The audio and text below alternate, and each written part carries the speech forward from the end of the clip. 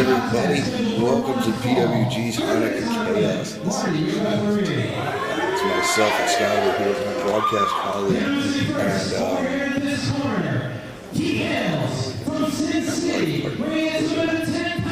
we're partners in crime. My partner in crime just on the shoot. Well, hello everybody, and shalom. Shalom indeed.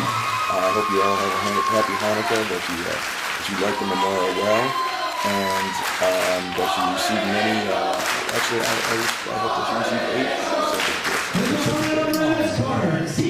How about some potato pancakes? Some latkes. Make some commissions. Wasn't latke from Taxi? I think so. Okay. And here we are in the first match, actually, after the extended rambling of Kevin Steen, Chris Bosch, and Joey Ronin, which took the last time was 25 minutes to conclude. We'll edit that in post. That is, they did a promo longer than most matches. I think that may be the longest segment on the show. And you want to hear something incredibly crazy? They were dressed as Jones. And it made as little sense as anything. But here we are, we have our first match underway. Fallen Angels, Christopher Daniels taking on TJ Perkins without a nickname. This is a match that may surprise someone. This is the first match on the show, but we like to start things off, fast-paced, action-packed opener, and what a great way to do so. These two guys. Absolutely, that's how great PWG is. We have Christopher Daniels in our opening match. That just shows the stellar talent we have here in PWG. Oh my God! Excuse me. As I play my banjo. We are in the new PWG recording studio located in the heart of the San Fernando Valley. Yes. It's actually the dead center of the San Fernando Valley. It's the aorta. Equidistant from all freeways. Convenient to nothing. It is terrible. It's by a reservoir, and so actually you take it by boat. But I did see you had a Lowe's up the street, so if you do need some distribution. I bought it washer dry from there. Thank Hey, you. outstanding. TJ Perkins working back up to a vertical base, backing Christopher Daniels into the corner. Going up and taking Christopher Daniels over. Snap or take. Oh, but TJ Perkins backing up. Daniels putting on the brakes. Maybe rethinking his strategy a little bit, not wanting to go out full bore with the younger and quicker TJ Perkins. That's right. Now it's youth versus experience in this match. It's personified here. Young up and comer. I don't know how TJ Perkins is like a trainer anymore. He's just a young guy because he's been around for a while and he's been wrestling for compared to Daniels. He's an infant. Yeah, that's true. Christopher Daniels is the grandpa of professional wrestling in this match. Hey, I'm fine for that title. But your experience level is not the same. We'll say that Christopher Daniels is the Boogie Woogie Jim Valiant of this match compared to TJ Perkins.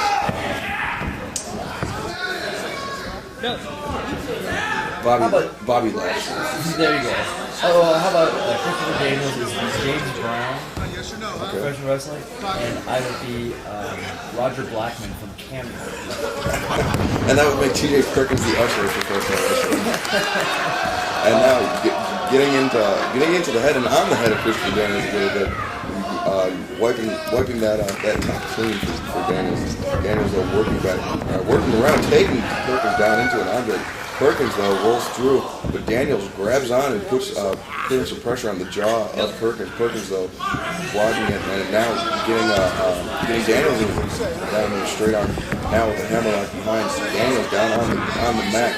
Perkins though holding on to the arms and pushing Daniels over, perhaps going for a pinfall maneuver. But Daniels, you can see he's got his right leg wrapped around Perkins' left, blocking the pinfall attempt from Perkins, and that just goes to show the great experience advantage and the ring awareness of Christian Daniels. Now bridging up again, preventing the pinfall attempt from TJ Perkins. Now Daniels again fighting back up to a vertical base as Perkins, you can see, wrenching that left arm of Christopher Daniels. Daniels though, now Perkins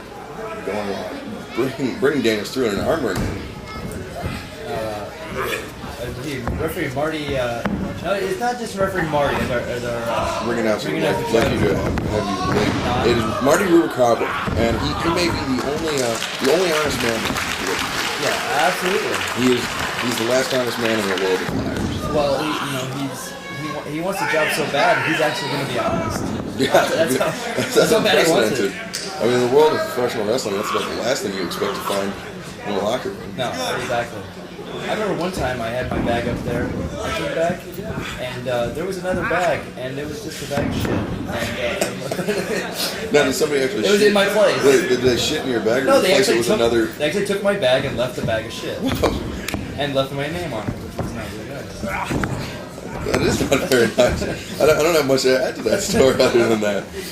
Now Perkins with the top wrist lock, or not top wrist lock, a wrist lock on Daniels. Daniels flips through, sweeps out the leg of Perkins. Perkins goes for the trip. Daniels cartwheels over. Arm drag by Daniels, taking Perkins down. Perkins back up to his feet, but Daniels a step quicker with the side headlock. Perkins shoots him off. Shoulder tackle by Christopher Daniels. Perkins down again, goes for the trip. Daniels hops up and over. Drop toe hold by TJ Perkins. Perkins picks him up, gets him the ghetto clutch. 1, 2 count only for TJ Perkins. Daniels back up to his feet. Leg lariat by TJ Perkins. Now Daniels rolling, reeling down into the corner. Perkins with the crowd firmly behind him now. As this is exactly what we were talking about. This match started off a bit slow, but has now become a very fast-paced encounter between these two men. Absolutely. Now, TJ Perkins really laying in those chops, keeping Daniels in the corner. This is a very smart strategy. Not even letting Daniels get started with anything here. But no, now holding back. TJ Perkins asking if he's him with a closed fist, but instead it's him a chop and a European uppercut. Chop, European uppercut combo, shades of the violence party, you could call it the Pinoy party. And then drop kicks Daniels as his legs were strung over the middle ropes in the corner. Just a great strategy here by TJ Perkins. Maybe giving Daniels a little time to rest here, but now goes for the pin. 1. Just a count of 1. Can you imagine all of that, and just a count of 1? Maybe that hesitation right there by TJ Perkins. I'm not gonna criticize. We're not here to criticize. Not at all. We're just here to commentate this. Perkins hopping over the top, shades Lady Guerrero, and now Christopher Daniels clutching his ribs. Perkins came down full force in the midsection. Christopher Daniels. Is it Lupia? They have that in copious quantity at the Pinoy party. At the Jolly Bees. But that is not a Pinoy party I'd like to be invited to. No, it's crime. A lot of Muslim things too. Are there Muslims over there? It's like the second largest Muslim population. It's like, the Middle East is the largest Muslim population. So the Philippines is the second largest. They have a lot of trouble. This is amazing to me. This is not the History Channel, though. But that actually, we'll be having trouble. It is the Philippines. That's one of the dirty guys. Oh, TJ Perkins. 2 count only as Christopher Daniels kicks out. TJ Perkins from that dirty island country, but he's Christopher Daniels, which he was at that island country. Now, holding the middle, really going after that. Wrenching the leg of Christopher Daniels, pulling back. Daniels trying everything he can to get out of it, trying to get a grip on the greasy, oily hair of TJ Perkins, but could not get a firm grip. His hands just slid out of there. And now wiping that grease on his face. No, he's actually just trying to wrench the jaw of Perkins back. Perkins going back on the left knee of Daniels, but Daniels firing the right knee to the small Perkins' back. But Perkins still maintains the advantage here as Daniels trying to fight off Perkins, but Perkins gets Daniels up into the center of the ring. European uppercut staggers Daniels, not down to his feet though. Perkins running off the ropes. Big Cabrador backbreaker by Christopher Daniels. Effectively turned the tide here in this match. Wow. Now that both men down and referee Marty Rubacabra. You know, I'm going to write that down. I believe as you called him at last month at All-Star Weekend 2, Moody Scotty. Moody the Scotty. Christopher Daniels shooting Perkins hard into the corner. And now seems to be concentrating on the lower back of Perkins, or just the back in general. Fires him in again and flips him, and Perkins goes hard into the middle turnbuckle.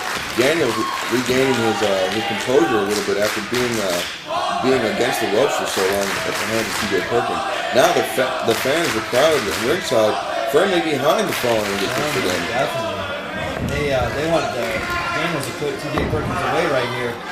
Big vertical suplex.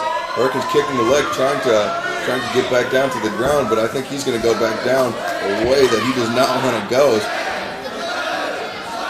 12 seconds now. 13, 14, 15, 16, 17, 18, 19, and 20. A 20 count on the vertical suplex. All the blood rushing to the... Danny's checking his watch. It was Swiss timed at 20 seconds. And Perkins, though, kicking out. You can see him holding his head up as the blood is returning to the extremities of his body after everything just rushed down.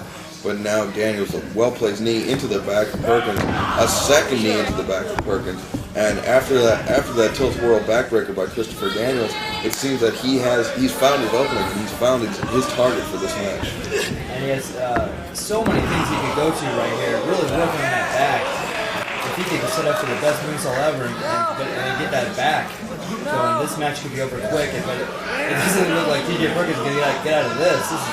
Christopher Daniels, he's bending him over his knee, and he looks like a piece of wood about to be snapped over the knee of Christopher Daniels, and Daniels is just trying to. Seemingly what he's trying to do is break TJ Perkins in half at this point. And Perkins, though, you can see he's got his hands on the left hand of Christopher Daniels, trying to force him to break out of it. But anyway, now Perkins bridging up out of it. Very impressive feat of strength by Perkins, or feat of agility, I guess. Shots to the midsection of Daniels, elbow, but Daniels with a knee to the midsection of Perkins. Daniels off the ropes, running forearm, taking Perkins down to a knee. Perkins, though, not out for the count. Daniels running off the ropes again. Perkins, though, with a drop kick, hit Daniels in the chest and midsection, and Daniels, you can see, clutching his midsection, actually where Perkins came in with that pullover senton, hit him in the exact same place. And Daniels catching his breath, trying to recuperate and maintain the advantage in this match. Daniels hurting from the front side and TJ Perkins hurting from the back side. But now, both of their feet, back elbow by TJ Perkins. And now, short arm clothesline, another one. Backing Daniels back, and now TJ Perkins whipping Chris Daniels in. Daniels up and down. Down he goes. TJ Perkins now. You can see, though, the toll that the beating that Daniels placed on him took. Not very quick to capitalize on this. Shooting Daniels into the ropes. Daniels reverses, ducks down. TJ Perkins catches him in Hurricane Rana. Almost got spiked, but still managed to pull his way through. 2 count only, says referee Marty. See, it's a tongue twister. It's a mouthful. It is. It is. That's why. That's what Marty's wife said. Working a little blue here. Yes. But now TJ Perkins slams Christopher Daniels down, going up to the top rope. Could be going for the senton splash or the elbow drop. You've seen Perkins employ both in the past. But now, misses the senton. Daniels with the back chop. Perkins goes for the spikes him on the DDT. The cross, not quite a crossbody, but a turnaround DDT off the middle rope by Perkins. Daniels, though, kicks out at 2, but you can see holding on to that head and face that was just driven hard into the mat. Now TJ Perkins going to the second rope. Could be going for a swing DDT, but Daniels, Death Valley driver, puts him down.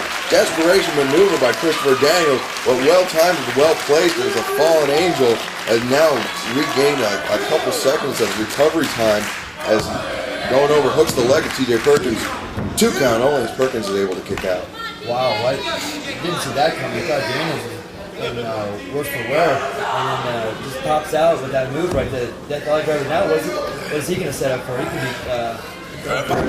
big headbutt right there. Now, I should mention that the people from the island of the Philippines do not have hard heads like the people from the Isle of Samoa. People from the Philippines actually have heads about the strength of a little baby.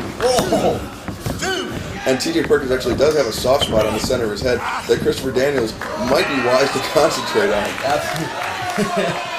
Back elbow by Chris Daniels. Going for that soft spot. That'd be a kick in the midsection. Going for the Angel's wings. He's got him up. Perkins, though, gets his feet down on the ground. Flips Daniels over. Hooks the leg. 1, 2, 2 count. Daniels kicks out. Daniels very nearly lost this match to TJ Perkins, who he knew the Angel's wings were coming, and he had a counter in store for it. And that's, that is very, very impressive maneuvering by TJ Perkins. I agree. Now, soul butt to the midsection. Now Perkins going for the Angel's wings, but Daniels knows how to counter it. Shoves Perkins down, catches him, drives him down face first, and he swings through into the I don't even know the leg and arm scissors, and now just cranking on the neck and back of TJ Perkins. You can see Perkins inching his way ever so close to the ropes, but trying to make it. Oh, he tapped out. He tapped out as Christopher Daniels comes away with a big victory. A hard-fought battle here over TJ Perkins in the opening contest of Chanukah Chaos.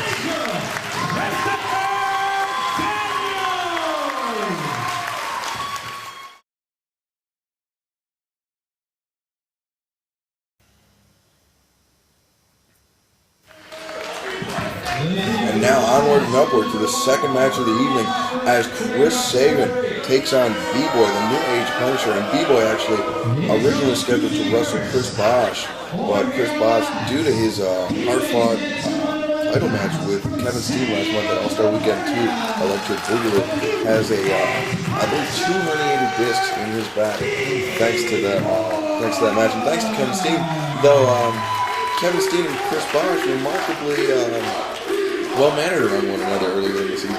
If you manage to sit through the 25-minute promotional material. Yes. That total propaganda. That's good.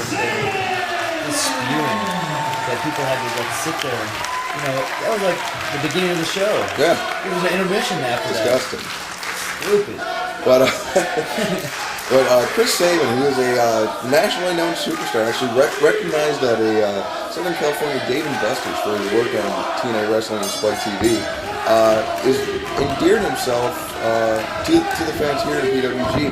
And B-Boy, who made his return last month to PWG after an extended absence, is now almost the underdog in terms of fan support here, as Chris Sabin, winner of the popular vote, and B-Boy trying to reestablish his position here in the PWG hierarchy. That's right, and also Chris Sabin voted most dreamy eyes. That's right. By the PWG I believe for 10 years running. Yes. Since he was in high school. Yeah, it's the dreamiest eyes, and he may use those dreamy eyes in this match. Chris Sabin actually, when he was born, he used those dreamy eyes to train the doctor into not slapping each other. Yeah. It's an interesting story. And Chris Sabin hoping to go home with a victory today as B-Boy counters the Greco-Roman knuckle lock into a waist lock. Sabin, though, reversing out that B-Boy in a wrist lock. B-Boy counters through, taking him over in a fighter's carry. Chris Sabin fighting it, and B-Boy going to work on that shoulder and arm with Chris Sabin. Sabin countering through, getting back up to a vertical position. B-Boy with it, putting the pressure on the shoulder of Sabin. Sabin backing B-Boy into the ropes. Got his hand on the chin of B-Boy and does back him into the ropes. Referee Rick Knott calling for a clean break and does get a clean break. Great sportsmanship from Chris Sabin. That's right. And actually, you can say that these two, opposites in a lot of ways. B-Boy does not prefer to work out. From the filthy island of the Philippines. The filthy island of the Philippines. Prefers not to work out. Would rather smoke than actually train. Maybe do some drugs. Maybe recreational. Maybe steal a car. That's right. And Chris Sabin, the epitome of clean. Chris Sabin from the clean and green town of Detroit, Michigan. That's right. He actually. Oh, look at that! Just amazing. Taking B-Boy over in an arm drag, sweeps out the legs, covers 1 count only. B-Boy goes for the sweep of the leg on Sabin. Sabin counters. Sabin with a boot to the head, and now coming in after B-Boy, shooting him in pillar to post. No, B-Boy reverses, charging in at Sabin. Sabin gets the back elbow up. Coming up, catches him in a head scissors and takes him down. B-Boy going out of the ring. And now B-Boy trying to regroup on the outside. Sabin coming up and over almost with a pescado. But Sabin, drop kick catches B-Boy in the back of the head. And Sabin back up at ringside, slapping hands with the fans, unfazed by B-Boy at this point. Unbelievable. Sabin's so lightning fast. Well, I was going to say earlier that Chris Sabin was actually part of the beautification project in Detroit. That's He's right. trying to make Detroit beautiful. Detroit, an already beautiful city, made even more beautiful by Chris Sabin. Not a combustion engine to be found in Detroit. All electric now. Wow. Yeah. I think he was a part of that. Oh, but he's a part of kicking. Oh! jumping dropkick to the back of B-Boy's head. Now Sabin hooking the leg, covers. 2 count only. B-Boy is able to kick out. B-Boy on the ropes, perhaps showing some rush. We were talking about it last month. He was out to prove that he had not lost a step since his absence in PWG. Very impressive last month. And now hoping to continue that this month against Chris Sabin. But Chris Sabin not giving B-Boy any opportunity to do so. Concentrating very heavily with those drop kicks to the head of Sabin, or excuse me, the head of B-Boy as B-Boy pulling the hair of Sabin, trying to escape. But now Sabin fires in an elbow. B-Boy trades with an elbow of his own. Sabin holding up to that jaw, and now B-Boy. Oh, another elbow from B-Boy. These two men just going toe to toe. A chop to the chest. A chop to the chest from B-Boy. Thundering throughout the sweatbox here in Hollywood, California. Well, the sweatbox in the winter months not that hot. No, and we just got air conditioning in the sweatbox, and just in time for winter. That's right. And now Sabin just beating B-Boy down with about 100 elbows to the side of the head. As B-Boy, you can see the only thing that's supporting him is the ropes, or else he'd just be down for the count on the mat. Now Sabin backing B-Boy into the ropes, fires him across the ring. Goes for the dropkick. B-Boy puts on the brakes. Heel pick, rolls Sabin through. Shoots Sabin into the ropes. Reverses. DDT on Sabin. Sabin planted in the center of the ring. B-Boy, a desperation maneuver, but a great counter move by B-Boy. B-Boy, slow to cover, just shaking off the cobwebs there. Wow, he's... This guy, but if you were hit in the face 50 times in a row by Chris Sabin, you'd be doing the same. I have. I've done that many times before. Now B-Boy picking Sabin back up. Fires him with an elbow of his own, taking Sabin off of his feet. See Sabin holding on to that jaw as B-Boy brutalizing Chris Sabin. Wow, B-Boy taking Chris Sabin right to the corner. Gonna hold him there. Another chop. Knife edge chop. Elbow, pointed the elbow to the top of the head. Though now to the upper back. Those elbows just beating Sabin down. Referee Rick Knox trying to get B-Boy out of the corner. Snap suplex by B-Boy takes Sabin over. 2 count only. Sabin's able to kick out. And now B-Boy seems to be a little frustrated by the way things have transpired here. Now, we made the point, people from the Philippines having the soft spot at the top of the head. Do you think B-Boy thinks that Chris Sabin has that soft spot at the top of the head? That's why he was using those elbow points. That's a very, very good observation. I saw that B-Boy had a balance. He brought to the ringside, so I might use that as well. Sabin running up the rope. Power slam by B-Boy. Takes him down. 2 count again as Sabin able to kick out, but B-Boy counters right into the camel clutch. Cranking back on the neck and upper back of Chris Sabin. What he was concentrating on earlier, those elbows. And now B-Boy just pulling back hard on Sabin, or fish hooking him, I believe. And now Rick Knox calling for the break, but B-Boy returns to just a chin lock. Knox checking if Sabin's ready to give up. Sabin shaking his hands, no. Trying to force his way out of it, but B-Boy doesn't want better. Lets him go, but drops an elbow on the small of his back. And B-Boy, man, you can just see the frustration. He can't seem to not really put away Sabin right here with those. They're just wearing him down. Oh, and now the backbreaker. But B-Boy just had... I'm not sure that's frustration. I think that's just B-Boy's natural grimace. You think so? Yeah. When we started handing out Hanukkah presents before the show, actually Dino Winwood, who instituted an equality of all holidays proclamation, he was handing out Hanukkah presents before the show, and B-Boy received a bag full of money. Wow. A sack with a dollar sign painted on it. Wow. And he was wearing the same grimace when he got that present as he's wearing now when he's wrestling for Sabin. He's pissed. He's always pissed. With a headbutt, and now Sabin with a headbutt, maybe on that soft spot on B-Boy's head. Yes. And now B-Boy, though, backing Sabin into he's got him in the corner. Now hitting with those right hands or those elbow strikes in the corner. Sabin a bit rattled, just sagging low in the corner. Now B-Boy pulling out, close fist to the top of the head. And Sabin reversing B-Boy back into the corner. Now shoots B-Boy across the ring. B-Boy, though, reverses. Goes for the swing DDT. B-Boy rolls through. Fisherman suplex. Beautiful maneuver by B-Boy. 2 count only as Sabin is able to kick out. Great maneuver by B-Boy. Though not in the original movie. It really? Yeah, surprisingly enough. B-Boy, though, now you can see the frustration. As he beats the ring, he thought that would be all it would take to put away Chris Sabin. But Sabin is a tougher competitor than that, and B-Boy may have to reach a little deeper into his arsenal to put away Chris Sabin.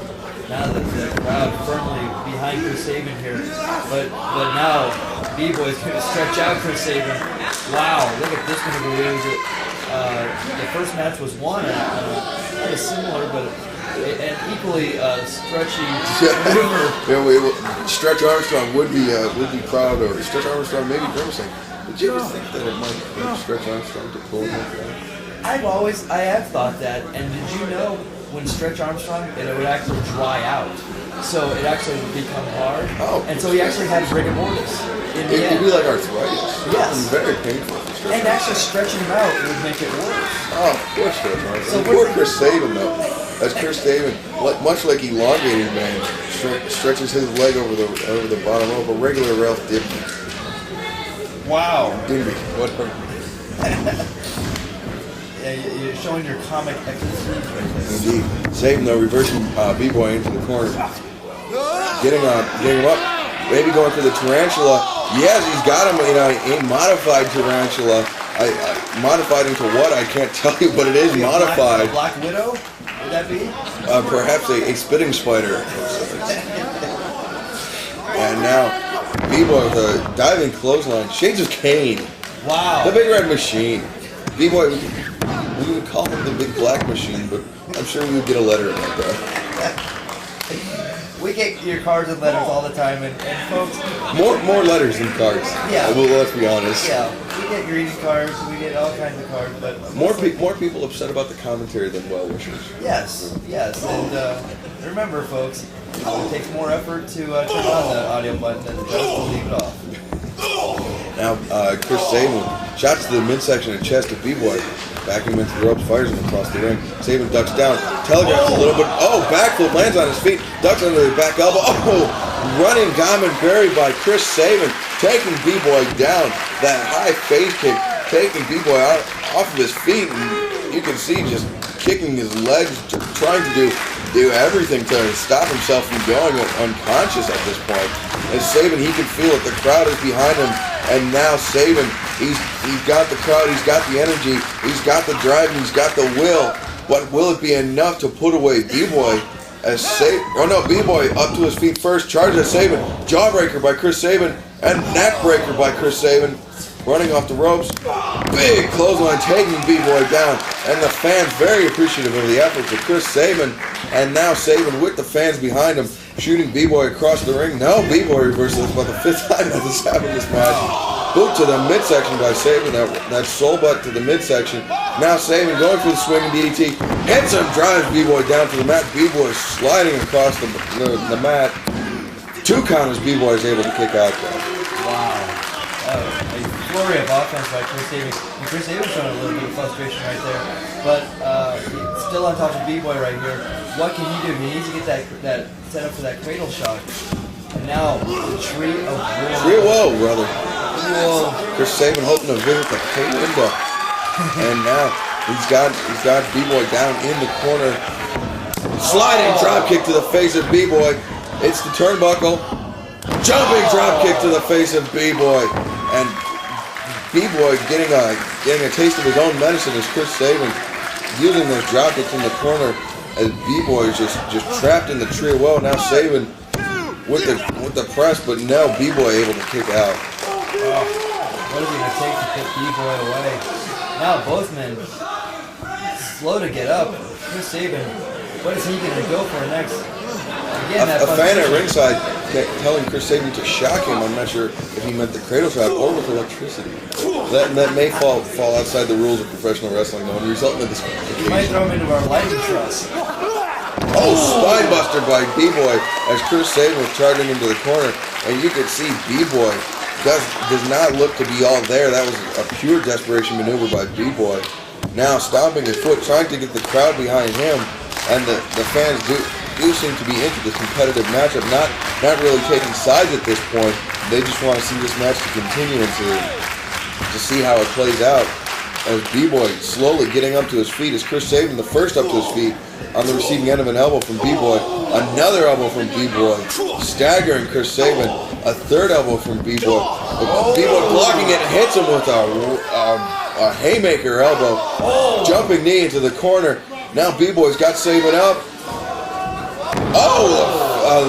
Almost like a gourd buster iconoclasm out of the corner from B-Boy. B-Boy, it gets him in the prawn pin, but now Chris Sabin kicks out to B-Boy, gets him in the Boston Crab. Sabin, though, not turned all the way over.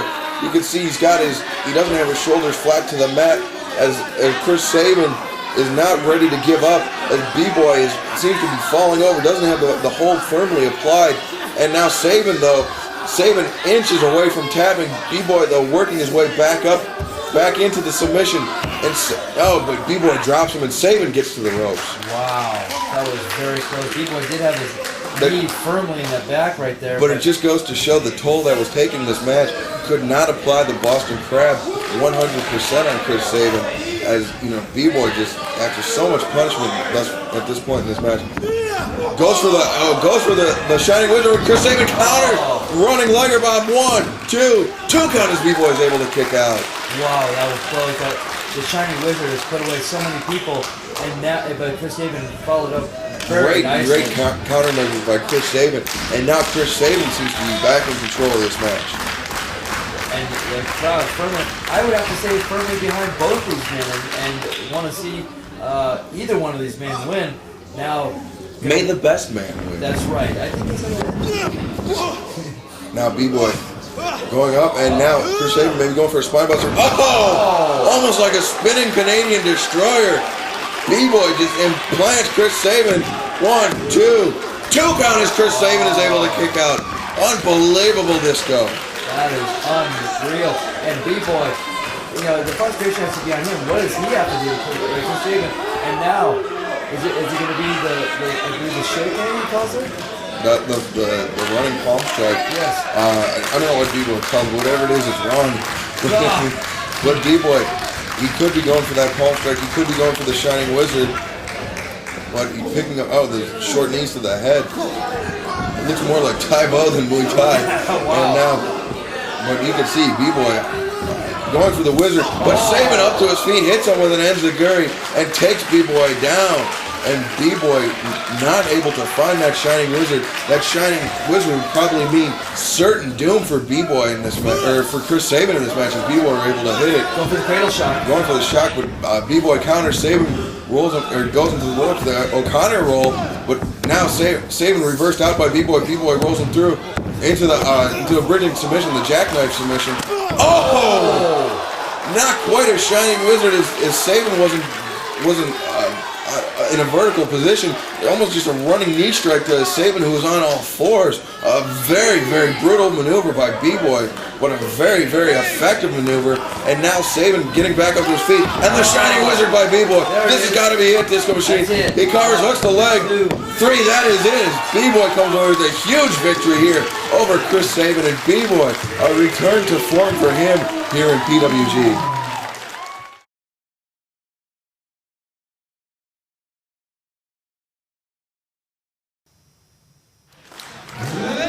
Disco Machine, let me tell you a little story, and it goes a little something.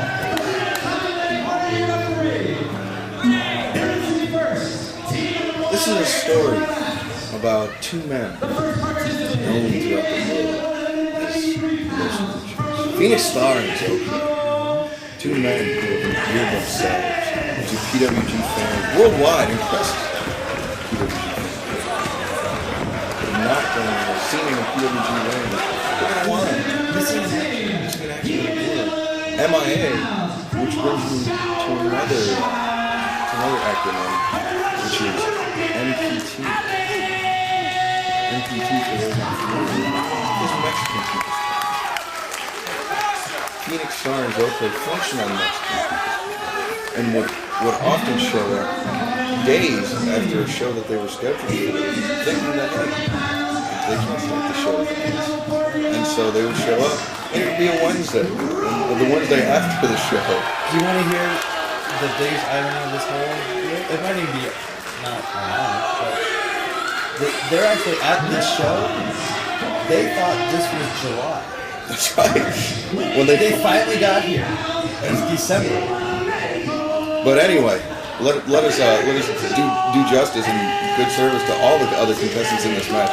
Phoenix Star and Zokre teaming with El Generico, the generic luchador, taking on the team of Alex Koslov, who made his debut last month at PWG All-Star Weekend Team Electric Boogaloo, and won over many a fan in PWG with his Russian Shekin and Giant. And teaming up with Nemesis, who's making his debut here in PWG. Nemesis, who's a trained partner and possible brother or possible offspring of one of those luchadors. I'm not quite sure the relation there. But They're all related. that's right. And teaming up with Ronin, a man that's very familiar to yourself and myself. A man that we've taken, not quite taken under our wing, but we've given some direction to. He'll come to us with pointers in the locker room, and it's good to see that those pointers aren't helping him at all. He usually comes to us with money, so and we don't have much, so send him on his way. Very small amount of high interest loans. Well, he'll come and say, "Hey, can I borrow $20?" And they'll say, "60% interest." That's right. And he's, well, it's starting now. So, He asked for $20 and we say $30 back. Exactly. And now Alex Koslov looks to start off the match. His I don't know. Would you say that the El Generico and Los Luchas, they have a fiery Latin temper, where Alex Koslov has a cold Siberian temper? Wow. Oh, not quite the bird, but I don't know what that would be, but an FU in any language. Yes. It is. I'm not quite sure the origin of it, but it's derogatory. That's right. In Russia or Mexico, doing that in the wrong neighborhood. That's right. Now Alex Koslov, though, getting booed by the fans. El Generico, though, the clear fan favorite here. But Koslov, giving a bit of an FU to the fans. And now with Koslov getting off on the wrong foot here. This is not what he wants to do to win fan support here in PWG. No. And but it could be, though, that the Russians are a little slow. Don't always quite. Maybe his wits are a bit addled by some vodka. That's right. What is this? Shades of Yakov Smirnoff, I think. That is a very nice babushka. In this country, hat wears you. As Koslov and Generico have yet to lock up yet, shenanigans ensuing here early on in this match. Nikita Koloff and Ivan Koloff, I believe are watching it via satellite.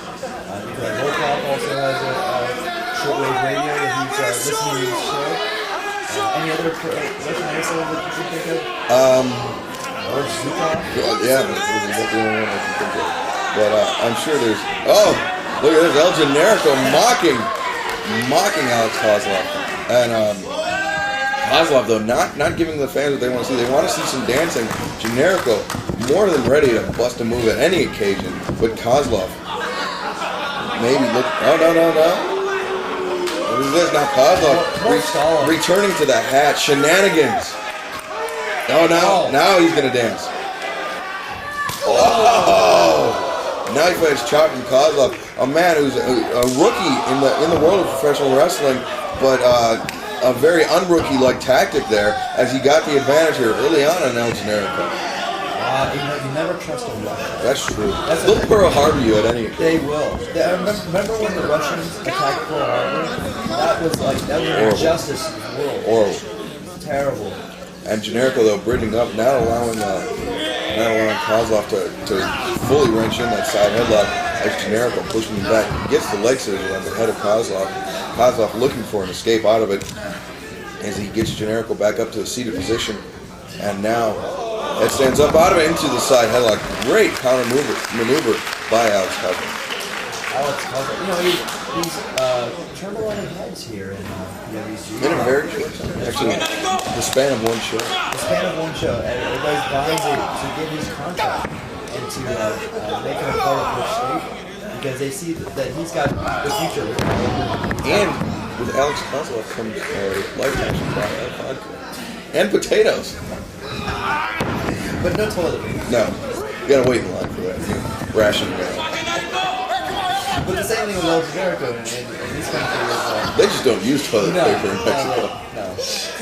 They use newspaper and other paper, other like paper products from fast food restaurants. Well, actually, not burger, but taco. Let's be realistic here.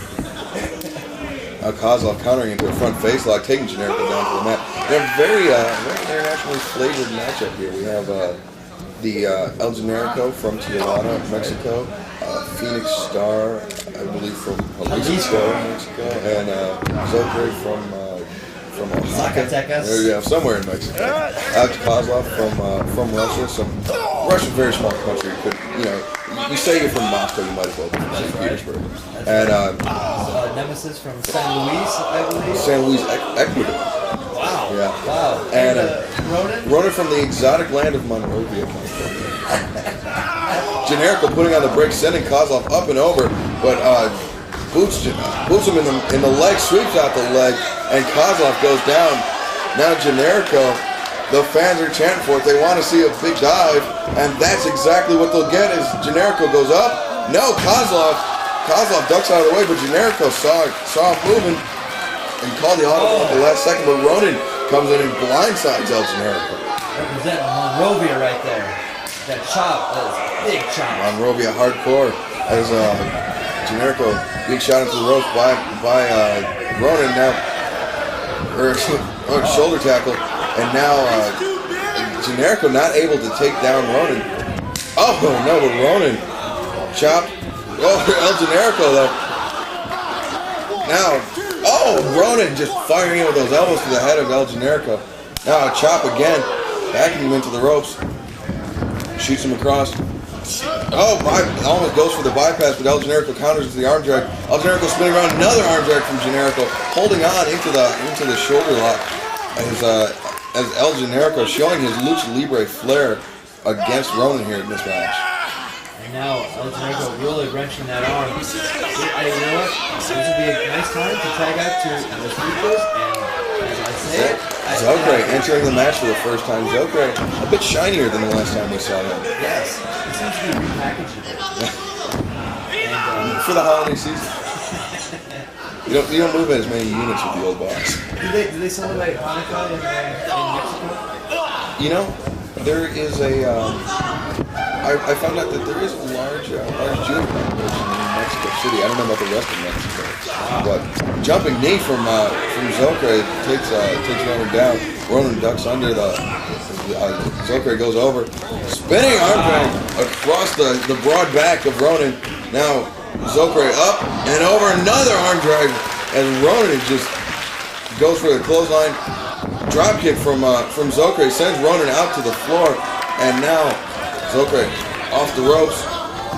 No, puts on the brakes again, and telling the fans that he is not going to dive unless he knows that the guy outside doesn't see it coming.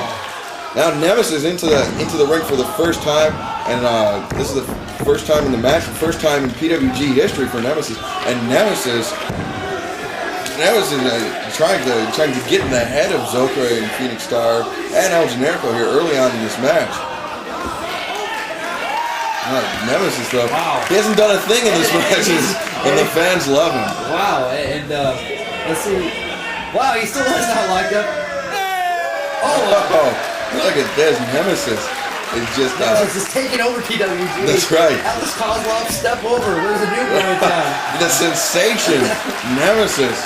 He's got the lucha libre flair, and I think that's what the fans appreciate. Superstar Billy Graham is somewhere smiling. Look at Nemesis taking over the Super Post Town. Superstar Billy Graham rolling over in his grave that has not yet been dug, and Nemesis ducking the clothesline from Phoenix Star, catching him into an arm drag, boot to the midsection, goes for the waist lock. Phoenix Star reversing out of it. Now Phoenix Star has an arm drag of his own on Nemesis. Nemesis up to his feet, boot to the midsection on Phoenix Star, shot to the face, backing Phoenix Star into the ropes. I almost call him Star, like that's his last name. That could be for all I know. Wouldn't it be Phoenix Estrella? That's right. And now he's trying to Americanize himself. That's right.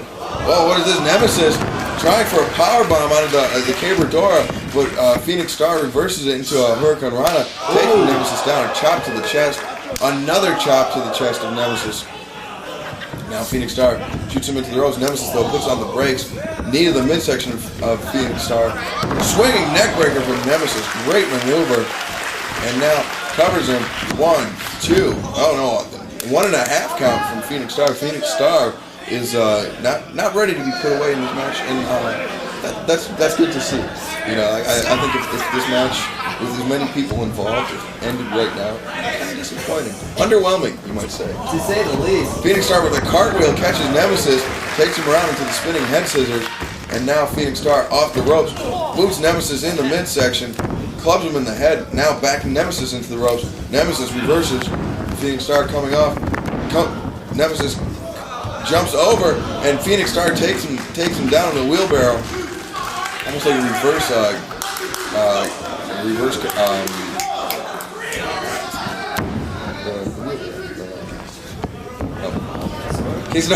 quesadilla. Yeah. Thank you. Big tilt-a-whirl backbreaker, Cabradora by Phoenix Star, as Phoenix Star tags out to El Generico. El Generico diving in for the covers. 2 count only, as Nemesis is able to kick out. The crowd saying dose. It was only dose. Trying to help El Generico. Because not so many people. That's right. A double sledge and now an elbow to the head of Nemesis. And El Generico backing Nemesis into the ropes. Drops down. Nemesis on the receiving end of the big leg lariat by El Generico. He covers. 2 count only. Nemesis able to kick out. Generico a bit disappointed, looking to end this match here early on. As you know, wrestlers not paid by the minute. That's right. No, not at all. They're actually, they were trying to get an hourly fee. But that actually, they thought better of it because that's really stupid. That's very true. And now Phoenix Star, after that shot to the ribs of Nemesis, back in control of this match. Nemesis reverses, shot to the face of Phoenix Star.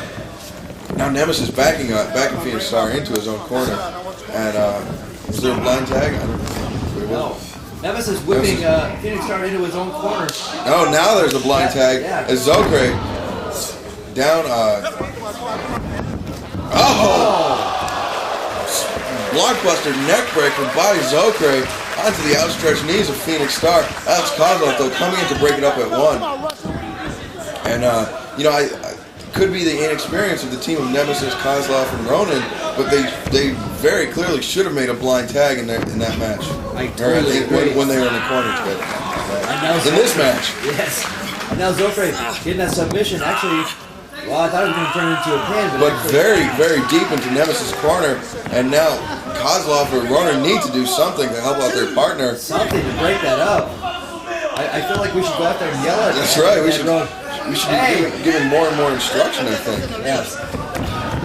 Understand it now. Zokre taking Nemesis to the corner. Big chop to the chest of Nemesis, backing into the ropes. Now Nemesis reversing out. Zokre puts on the brakes, but no, Nemesis stops him. Oh, big face buster by Nemesis. Nemesis up to his feet, and now with the fans behind him, covers. 1, 2 count only. Zokre is able to kick out. I think Nemesis needs to make a tag here. I completely agree. And yes, he listens to your sound advice. Now, sagely advises Ronin back into the match. Ronin receiving some boos from the crowd here. I don't understand why. He's a good kid. He's a good kid. You know what? Always pays every bit of interest he charges. Yeah. So he's aces at our book. That's right. And now, but I think he's also guilty by association. Stepping on the head of Zokre, but Marty Rubalcaba a bit reluctant to count the pin as Ronin stepping on the throat of Zokre. But now Ronin with the neck chantry suplex, taking Zokre down. 2 count only as Zokre is able to kick out. Ronin just showing no emotion as he just takes Zokre and just chops him down. Koslov into the ring over the top rope, and now going to work on Zokre with those shots to the midsection. European uppercut. I guess Central European, maybe Asian uppercut. I guess. One No. Crane? Ukrainian uppercut. Well, they're all Perkins. That's all places. That's right. But Now, Ronin, Alex Koslov taking Zokre into the ropes, but he reverses, but no! Zokre putting on the brakes, not being thrown out of the ring, bouncing off and returning with a high kick to the face of Alex Koslov as Zokre trying to make his way over to the corner. Koslov making it to his friendly corner as Ronin comes into the ring, and Phoenix Star into the ring for his team, taking Ronin down with a leg lariat. Now a big clothesline from Phoenix Star, ducking under the lariat from Ronin. Almost the crucifix, spins around into the head scissors takeover. Ronin up to his Phoenix Star got shot up into the air and elbowed down for his troubles by Ronin. Now Nemesis back into the ring. 2 count only as Phoenix Star is able to kick out. And now Nemesis, who's had an equally impressive debut here in PWG, taking Phoenix Star up. Gives him a slam. Big body slam by Nemesis. Drops the leg onto the face of Phoenix Star. Covers 2 count only for Nemesis. And Nemesis, not a lot is known about this masked wrestler from south of the border. But it's very clear that he can hold his own inside the ring with the likes of Phoenix Star, Zokre, and El Generico. Big power slam, much like a Russian bear slamming a small Mexican down to the mat. Shades of Zangief, some might say, from Street Fighter 2. Koslov with a boot to the midsection, lands on his feet as Zokre tried to counter. Zokre though taking Koslov down. Now Koslov on the outside. Phoenix Star though finding nothing as Koslov reversed out of it. Now chasing him around the ring. What's this Quesador? Quesador and facebuster on the ring apron. Knocks Zokre's belt off. Wow, Phoenix Star's belt. Phoenix Star's belt. Koslov telling the fans to move, but no, he actually knocked Zokre's belt off. You can see Zokre clearly not wearing a belt in this picture. Wow, look at this. A surfboard on Phoenix Star. Pulling it. Oh my God, Koslov just pulling Phoenix Star down. What a brutal maneuver by Koslov here. Wow. And these are the types of things, the type of innovative maneuvers from the young Russian superstar that has endeared him to the fans here in PWG and the sweatbox in Hollywood. That's right. 1, 2, counter 2.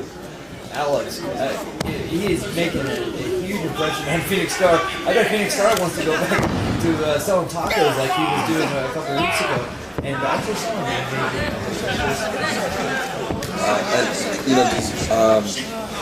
Do they also serve tortas? They do? Tortas, Mexican for sandwich. Mexican for party. And now Phoenix Star reaching for the tag, but Koslov saw it, so he dragged Phoenix Star back into the center of the ring. Very smart, veteran-like maneuver here in this match. Of all 6 men involved in this match, I would say that most Luchas actually may have the experience advantage on everybody. As now Koslov sees Generico coming up the top with a missile dropkick, unable to do anything as Ronin comes into the match. Generico ducking under the clothesline from Ronin. Big Yakuza kick into the corner of the Mexican Mafia, the slave traders, and the white slavery operation from Tijuana. Yakuza kick. And now, swinging DDT on Nemesis. Nemesis tried to block it, but Generico's momentum took Nemesis down hard, but Koslov in behind Generico. And now, a boot to the back from Zokre. Very, very unsportsmanlike maneuver by Zokre, but Zokre not letting that get to him. And now Phoenix Star, El Generico, and Zokre in the ring all at the same time. Could we see a triple dive? This could be triple trouble, Disco Machine. Oh my God! Somebody tell Ronin and his partners to get out of there. Hey! Over the top rope, unbelievable, Disco Machine. Triple trouble. Triple trouble, and it seems everybody is down. Zokre giving high fives to all fans involved. Even Wheelie McCharrett out there at ringside. Zokre throwing Koslov back into the ring, and Koslov a bit stunned by that dive, and rightfully so, as the team of Zokre, El Generico, and Phoenix Star back in control of this match after that those huge tope con hellos over the top rope. Oh, a little hesitation by Zokre, and now it's Koslov. Make sure that Zokre pays for it, but Zokre took off. Cutter off the... Zokre cutter, and I guess that's what we could call it. Yeah. 2 count as Nemesis comes in, breaks up the pinning predicament from Zokre on Koslov. But Nemesis comes in and breaks that up. Now gonna whip Zokre off. What is he gonna go for? He's got him up. He's got him up in the Argentina backbreaker. Oh. The Ecuadorian backbreaker by Nemesis. And this is it. He's slapping his hands like it's done. 2 count only as Generico comes in and breaks up the pinning predicament. El Generico now. He counters Nemesis, going for the half and half. The Tiger Suplex and Dragon Suplex. The Tiger Suplex 85. And he hits it, dumping Nemesis on his head. He covers, hooks the leg. 1, 2. But Ronin able to come in and break up the pinfall attempt by El Generico. Now, Ronin going for that Death Valley driver. El Generico slides off, kick to the stomach. Going for the brainbuster. Oh, it's going to be a huge... Ronin, a huge feat of strength by Generico. Unable to get him up. Oh, big power bomb. Heel picks him through. Runs off the ropes. Ginormous clothesline taking El Generico down. Covers 2, only a 1 count, excuse me, as Phoenix Star knew that would be it for his partner had it gone on for 2 seconds longer. Now Phoenix Star shooting Ronin off. Oh! As Zokre shoots Ronin up over the top, and Phoenix Star hits him with the spear. And now Phoenix Star going up to the top rope. Cancun Tornado! He's got him 1, 2 counters. Koslov breaks it up. The Cancun Tornado, very impressive maneuver by Phoenix Star. And now he's got him in the Cobra Clutch. Oh, Cobra Clutch, Russian leg sweep, and he counters him through. He rolls him through into the submission. Koslov cranking him back as Generico trying to break it up. Zokre springs in, senton to break it up. And now a sliding dropkick from Zokre on Nemesis. And now Koslov. Generico's got Koslov up. He's put him up on the top rope. This could be the brainbuster on the top turnbuckle.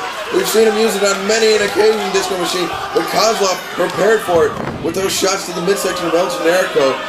And Koslov obviously done his research at this point. And now Generico's got him up. Koslov is up. And down! It's got him down. The brainbuster on the top turnbuckle. He's got him 1, 2, 3. That is it. El Generico, Phoenix Star, and Zokre come away with a big victory here tonight. That's it. Shalom.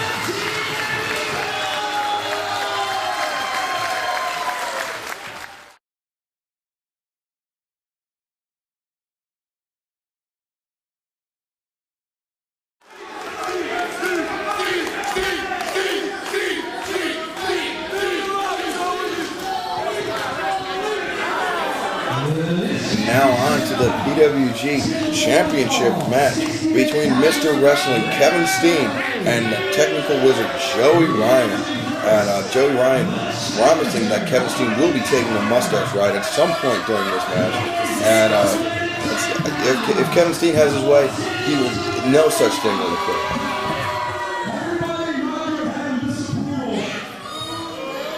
Yeah, Kevin Steen telling the fans at ringside that they should shame Joey Ryan into just leaving this match and not even competing for the championship tonight. He hates Magnet Diaz, Kevin Steen. He does, and I'm not sure if he hates Tom Selleck or the character Magnet Diaz. But either way, Kevin Steen, if he has his way, Joey Ryan will be walking out of here a broken man tonight, and Kevin Steen will be walking out of here with the PWG championship. Kevin Steen has had some huge ones, including Samoa Joe.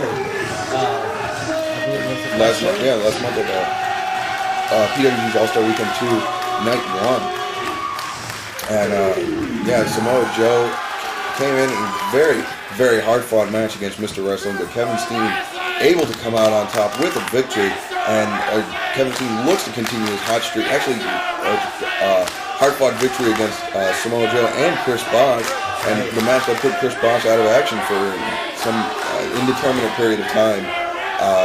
Now Joey Ryan with the microphone in his hand. The last thing I think the fans want is for Joey Ryan to go on another 25 minutes. But don't put it past him. Oh. Wow. Yes. That's why he has a microphone. Whoa! But he's clobbering Kevin Steen from behind. Very smart wrestling by Joey Ryan. A smart tactic. Fans thought, because Kevin Steen, Chris Bosh, and Joey Ryan all pontificated at length earlier on in the night, thinking that they might, but may do it again. But Kevin Steen, though, allowing Joey Ryan only a momentary advantage as he kicks up, and now he's got the fans fully behind him. And now chopping Joey Ryan in the chest. Joey Ryan not too happy about that. Oh, another one. Joey Ryan going down, just trying to avoid any further chops as Kevin Steen boots him in the head. And Steen again. Oh, with the eye poke. The fans very happy to see that Kevin Steen. Now, Kevin Steen usually not the fan favorite in matches, but Joey Ryan not a fan favorite either. So hated here. And so, I think Kevin Steen is basically the lesser of two evils. Oh! And he goes over the top rope, taking Joey Ryan down to the hard floor here in the sweat box. And Kevin Steen instantly back up on the ring apron, getting the fans behind him, 100% behind Kevin Steen. Lord, yes, indeed. And a friend right there, looks like a Nightwing t-shirt. Gotta give him credit for that. Escort him out. But Kevin Steen with another chop to the chest of Joey Ryan. Joey Ryan just clutching at the legs of our cameraman, trying to escape Mr. Wrestling. But Steen, the fans chanting one more time. Steen rolls under the bottom rope to break up the 20 count. As Joey Ryan just looking for some sort of escape, trying to be protected, if not by a cameraman, but by the fans. And now Steen with another chop to the chest of Joey Ryan. I think Steen hurt his own hand with that chop. Now Joey Ryan behind the merch table. Oh, what is this, Kevin Steen? Oh! Slamming Joey Ryan head first into the merchandise table. Kevin Steen taking a drink of water. Finding out from Rick Knox what the count is, as now running Joey Ryan back towards the ring area. And now the fans, happy to see Joey Ryan getting chopped.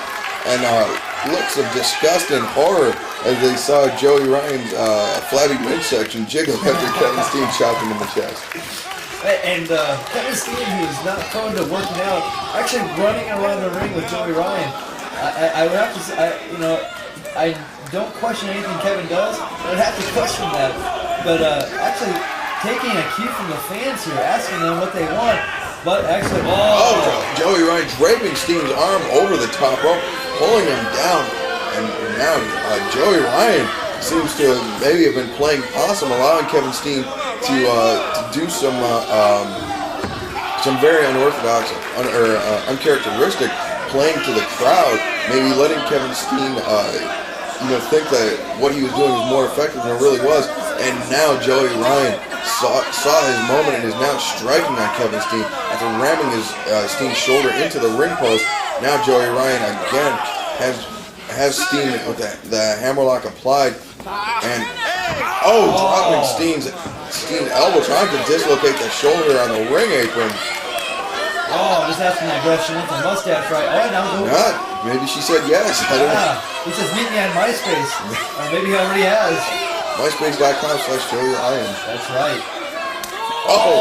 Kevin Steen firing back with a chop to the chest, but Joey Ryan not taking too kindly to that, just still attacking the arm of Kevin Steen, driving it down onto the ring apron. And Joey Ryan now in control of this match after taking a bit of a beating, but I sincerely think he was playing possum this match. I'd have to say so.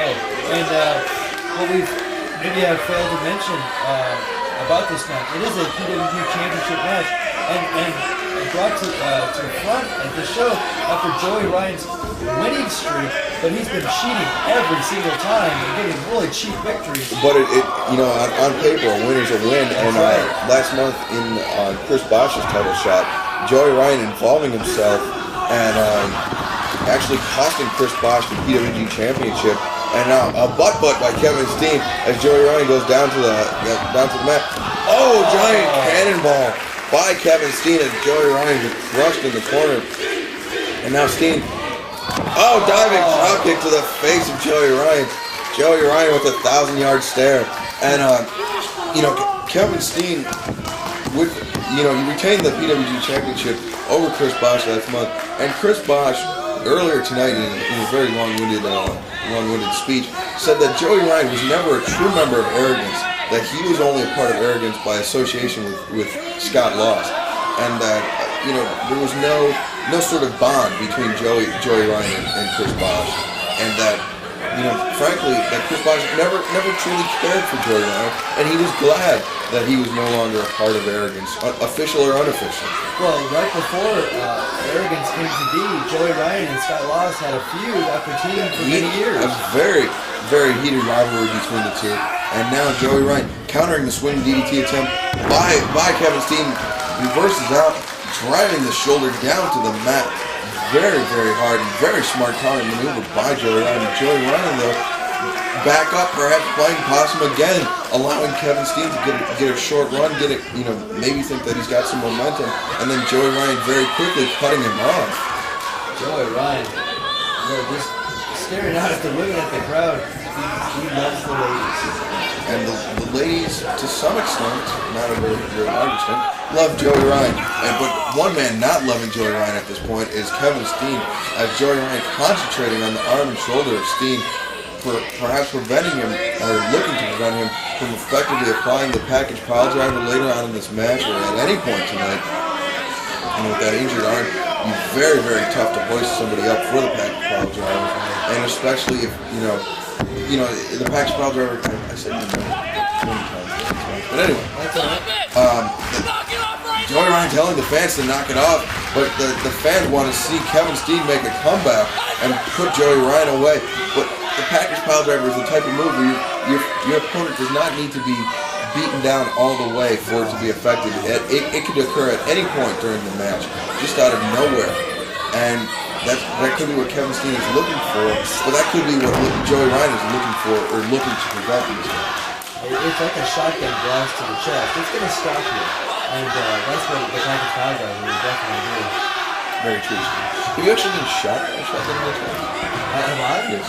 I actually was next to somebody who almost shut off their foot with a shot. He was pulling up his pants and he still had the gun in his feet, and he had his finger on the trigger, and he almost blew off his foot. No, he wasn't taking off his shoes. He was pulling up his pants, but still had the shotgun in his hand as he pulled and his finger on the trigger. Outstanding. Yes. Wow. True story. Only in Arizona. True story. In Arizona, people shoot cactuses at the bottom and they fall and you kill them. This is the truth. And now Joey Ryan, like a big shotgun to the cactus that is Kevin Steen, really just breaking those prickly limbs off. Yeah, shooting the arms off of the cactus before shooting the base out. Joey Ryan backing up, actually surveying his territory here. Surveying his quarry, if you will. Joey Ryan is the hunter. You can see him with that predatory stare at many playgrounds and junior high schools around the city. But Kevin Steen blocking the armor attempt by Joey Ryan, sending Ryan down from the mat and then hitting him with a cannonball senton, just a regular senton, a cannonball. More like a cannonball. But anyway, who uses cannonballs in they don't have effective artillery or mortars, so they just use cannonballs. Actually, put large rocks into a tube with some gunpowder and hope for the best. Now an exchange right in the middle of the ring. A fans chanting Steen with each shot, but Joey Ryan with enziguri, or not an enziguri, but a step-up kick to the arm of Kevin Steen, and boot to the side of the head. Now going for the super kick, but Steen rolls through and hits him with that clothesline with that good right arm of Steen's, and Joey Ryan back up to his feet for a third time, catches a boot under the jaw, and now Steen back in control of Joey Ryan. Again, those chops to the chest. Maybe Joey Ryan wishing that he hadn't taken so many chops earlier in the match. And Steen with a slap to the face. Now shooting Joey Ryan into the ropes and puts him up and over, but he had to work for it. Fans, you have to excuse me, we got a bit of a head cold here. Yeah, that's right. Yeah. And now Steen waiting for Joey Ryan to come up, but goes for the super kick attempt. But now both men countering their super kicks. And now Steen hitting, he faked him out and got him with the super kick. And then another senton. And now covers him with the lateral press. 2 count only as Joey Ryan able to kick out. See, what does he got to do? And that arm just, grasping at it, trying to get some feeling back into it. Referee Rick Knox asking him if he's okay. If he can continue. Kevin Steen saying it's going to take more than that for him to let go of the PWG Championship. And that's exactly what we look for, the qualities we look for in a PWG champion. Somebody that no matter what is thrown at them, they will continue on in the match. Oh, there we see Joey Ryan finding home with the super kick. Covers 1, 2. 2 count only as Kevin Steen is able to kick out. Rick Knox's his hand was centimeters from the mat.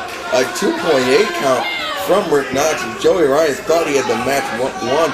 Maybe a little deeper pinfall attempt would have ended his match thus far, at this point in the match. That's right, and Joey Ryan here, what does he have to do to put down the PWG champion? He is that close. He's a 3 count away from the gold here. If he can just keep this relentless attack on him, and he does. Big elbows in. Could he be going for the mustache ride? Yes, he is setting up for it. He's got Steen set up, and now Joey playing to the crowd a little bit too much. He's calling for the mustache ride, and the fans, some fans cringing, some fans cheering. We know which one shop at Out of the Closet in West Hollywood.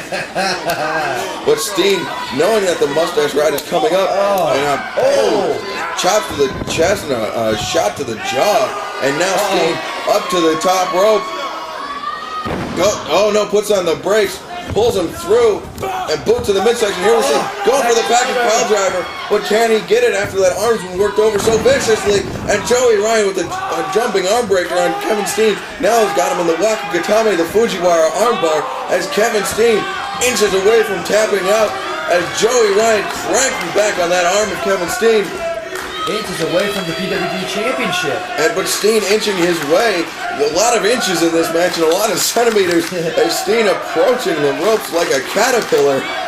Very very slowly. So close, and now Steen, he's very, very close, and finally gets his hand on the bottom rope, forcing Joey Ryan to break the submission hold. Referee Rick Knox administering the 5 count. Joey Ryan waiting till 4.5 to break the submission hold. Rick Knox allowing this match to continue, and that's probably a good move by Rick Knox. Rick Knox, not the fan favorite referee here in PWG. No, he's had some questionable antics, and he's been elected by association with him. Well, I think Rick Knox is, he's not the type of man that you want to have over to your house, because the neighbors start asking questions when she gets out.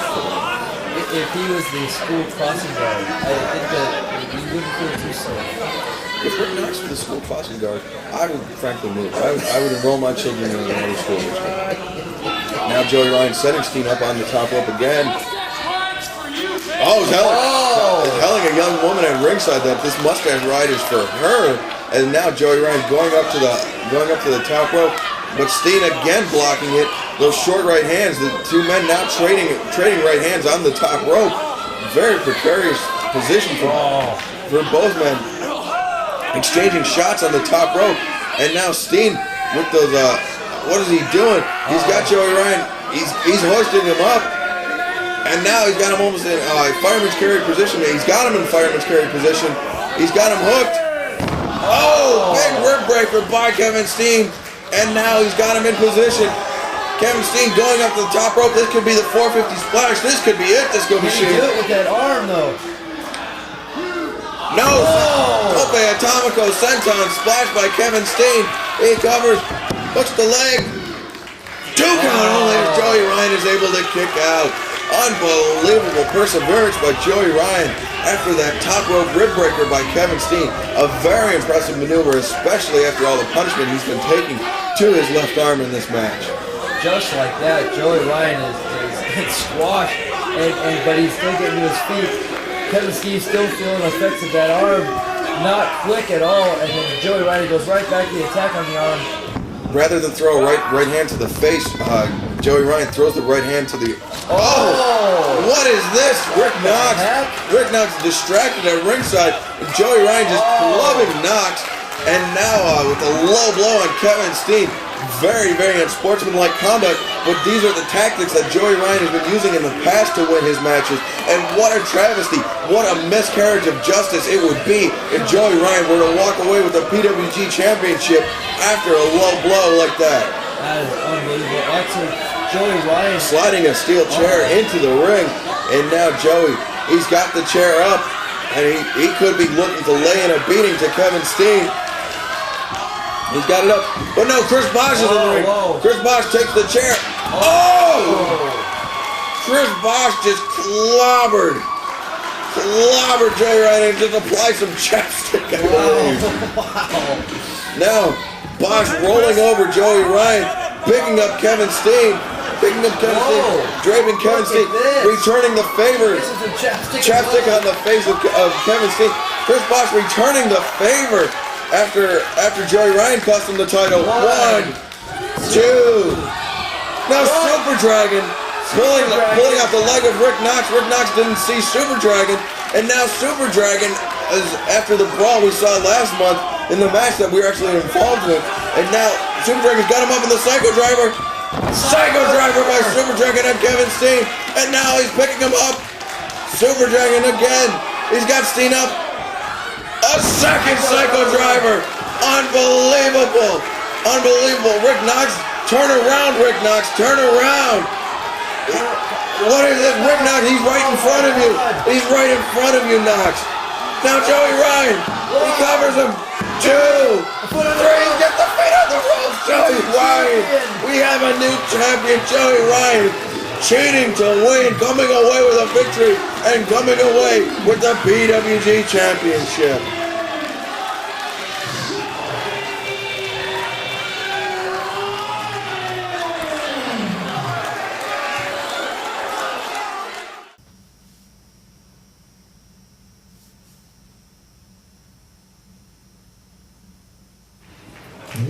And after that controversial decision with Joey Ryan walking away with a PWG Championship after not one bit of interference but 2, we go on to something that we hope will be a little more civilized and a little more sportsmanlike as Chris Hero challenges AJ Styles for the TNA X Division Championship, and Chris Hero display of agility as he backflips off the second rope.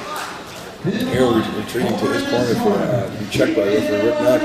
And I don't know how Knox can live with himself after what we just saw. That miscarriage of justice. And not to be confused with bringing out for Travis. But AJ Styles, TNA X Division champion. And now, I said it now, but I don't have anything to follow. And now he's taking off his jacket. And Rick Knox checking on AJ Styles. But you know what? This is not the type of match where I think you'll find 2 competitors carrying weapons. I think Rick Knox has done a better job last match keeping things civil. This is all about wrestling. There's no substitute for wrestling. You know how to do it, you think about it, Chris Hero, one of the best, known in some circles as a savior of professional wrestling, bringing wrestling back to its roots, as it were, but still incorporating quite a few modern-day techniques of professional wrestling. But you'll see Chris Hero, for those unfamiliar with him, very heavy on the technical wrestling ability. But AJ Styles, no slouch either. He escaped out of it as Chris Hero was working AJ Styles into a top wrist lock. But AJ Styles just kicked up out of it, and now taking Hero out, taking his leg, and now powering Hero up and sweeping the leg out, taking him down, and now riding the back with almost amateur wrestling style. Chris Hero looking for an escape, but AJ Styles keeping Hero down in the prone position, but Hero now back up to a vertical base, sweeping out the leg of AJ Styles, and Hero twisting, wrenching the knee of AJ Styles over, hooking the legs. Cloverleafing the legs almost, and now pulling out on the ankle of AJ Styles, with Styles very close to the rope rather than counter out of it. Opts to just grab the bottom rope, and probably the easiest escape he's had in his life. That's right. And here's an interesting tidbit about Chris Hero.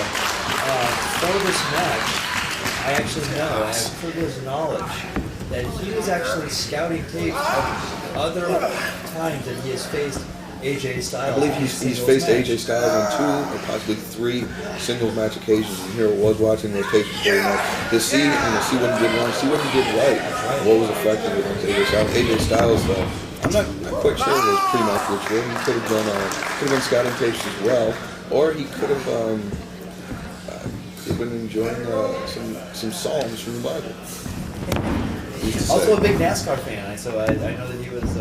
There was no NASCAR on, but he had some tapes of that. He was watching tapes of NASCAR, but Chris Hero showing off a little bit, but AJ Styles not allowing Hero to show off much more than is required, or much, just AJ Styles putting an end to that. But Hero maybe that's what he had in store or had in mind. That AJ Styles countered into a side headlock, but Hero when the leg scissors or the head scissors on AJ Styles, but AJ Styles kicked up to his feet. Hero back up to his feet. Great counter wrestling by these two men. AJ Styles is a big fan of Dick Triple, big star driver, but not a fan of Cole Triple. From Days of Thunder? Days of Thunder. Tom Cruise. Very nice. Well played. And AJ Styles talking a little bit with the fans at ringside, but Chris Hero is not the type of man that you would take easily. I think just about any professional wrestler, if they were staring across the ring from Chris Hero, they would have their full concentration on this match, because Chris Hero, if he finds that one opening, can expose any weakness that you might have. Chris Hero showing his sex appeal. That's right. Chris Hero winning over some fans with that beautiful posterior of his, and. That's what that emblem represents. He is the man of steel, the buttons of steel. Oh, now showing Rick Knox. Now the fans booing Rick Knox and booing Rick Knox's posterior giblet, but that's to be expected. Rick Knox is not won over the fans with his recent activities, and he could have the nicest ass in the world. You could be a Jennifer Lopez, a Vita Guerrero, but still.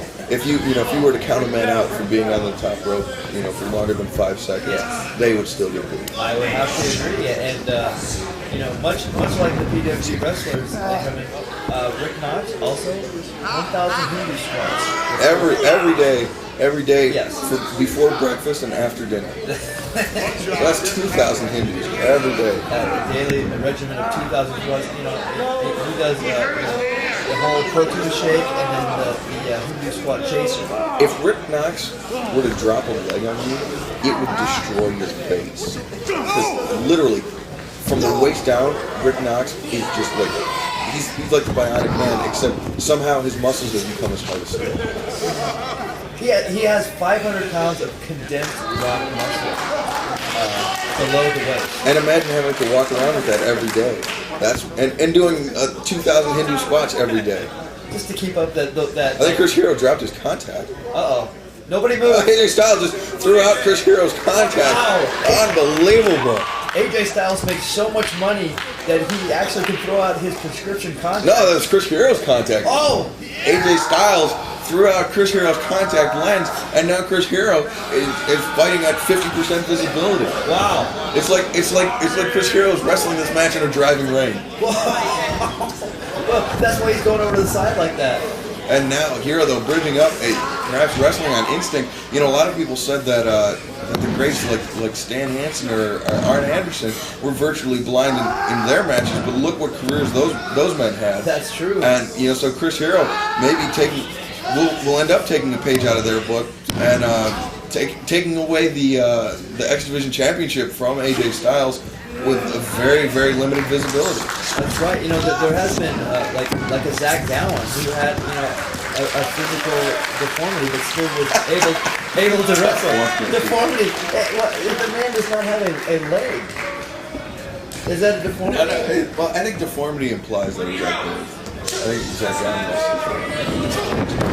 I'm really sorry to hear that, but I guess my point being that even retards can wrestle. He's still able to perform at a top level.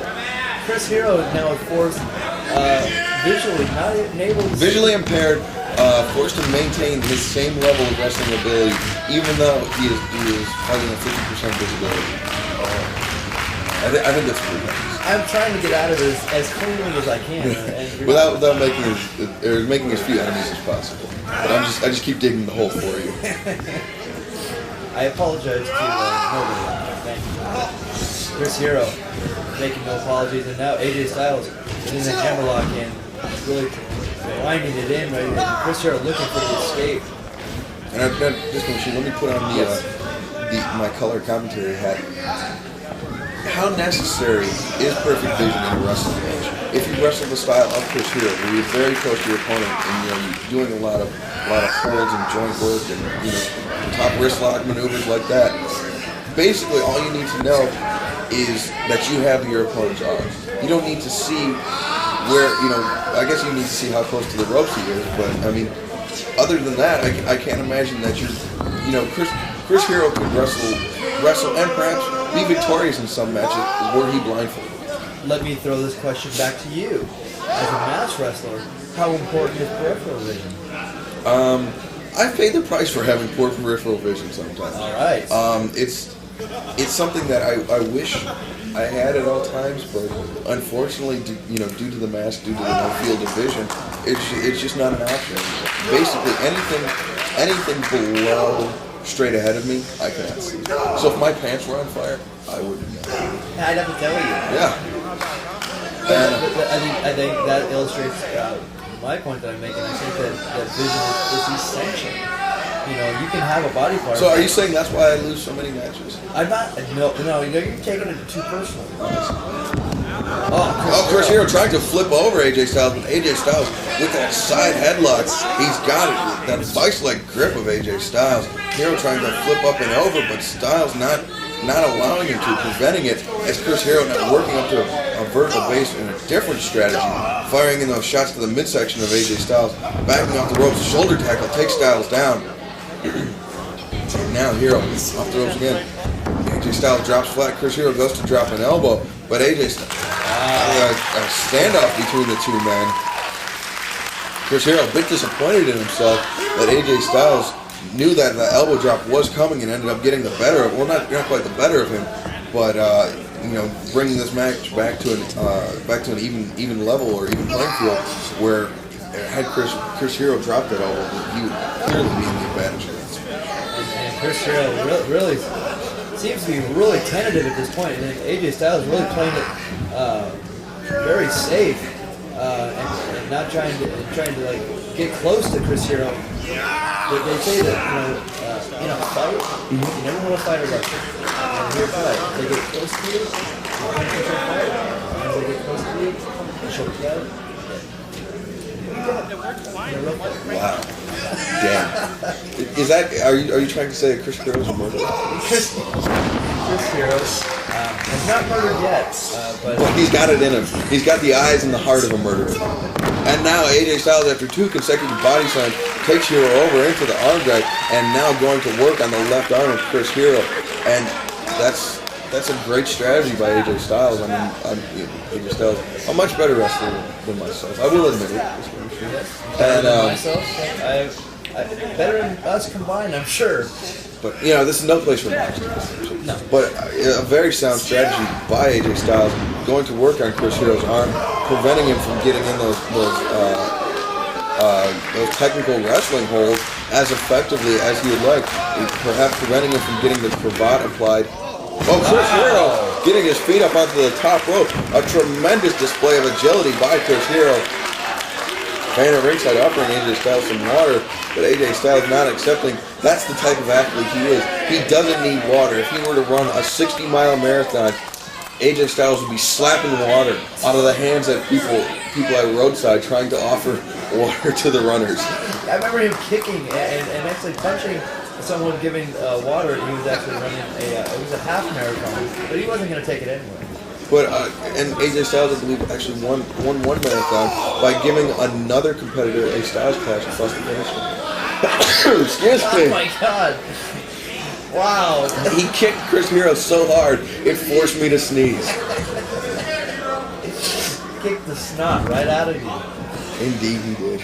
And now, Chris Hero, actually really tentative here. Now, AJ Styles watching out for a kick from Chris Hero. Chris Hero watching out for a kick from AJ Styles, but not watching out well enough. That could be where that blind spot in his vision came, and AJ Styles finding 3 consecutive kicks to the legs and knees of Chris Hero. I got another sneeze brewing. Oh my god. Boy, Excalibur, the allergies, fast and furious. It's this headphone. This go machine, you're gonna have to take over for a second as I leave the broadcast booth. Not a problem. Oh, now we're going for the Styles Clash with Chris Hero as Excalibur exits the booth here.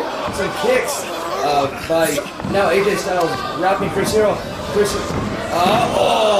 AJ Styles running off with a running drop kick. Chris Hero down to the floor. An intense exchange right there. But AJ Styles just still reeling, but Chris Hero on the outside. The count being administered by referee Rick Knox. But Chris Hero is worse for wear here. Excalibur still incapacitated as well. Chris Hero rolling over. Count of 7 by referee Rick Knox. Getting to his feet is Chris Hero. AJ Styles up and over. Oh! The plancha over the top rope. And now AJ Styles actually clutching the ribs. That was a high-risk maneuver by AJ Styles. Chris Hero grabbing the back. And now AJ Styles applying more punishment to the back. AJ Styles looking at Chris Hero. Will he be going for a suplex? No, he runs the back into the ring.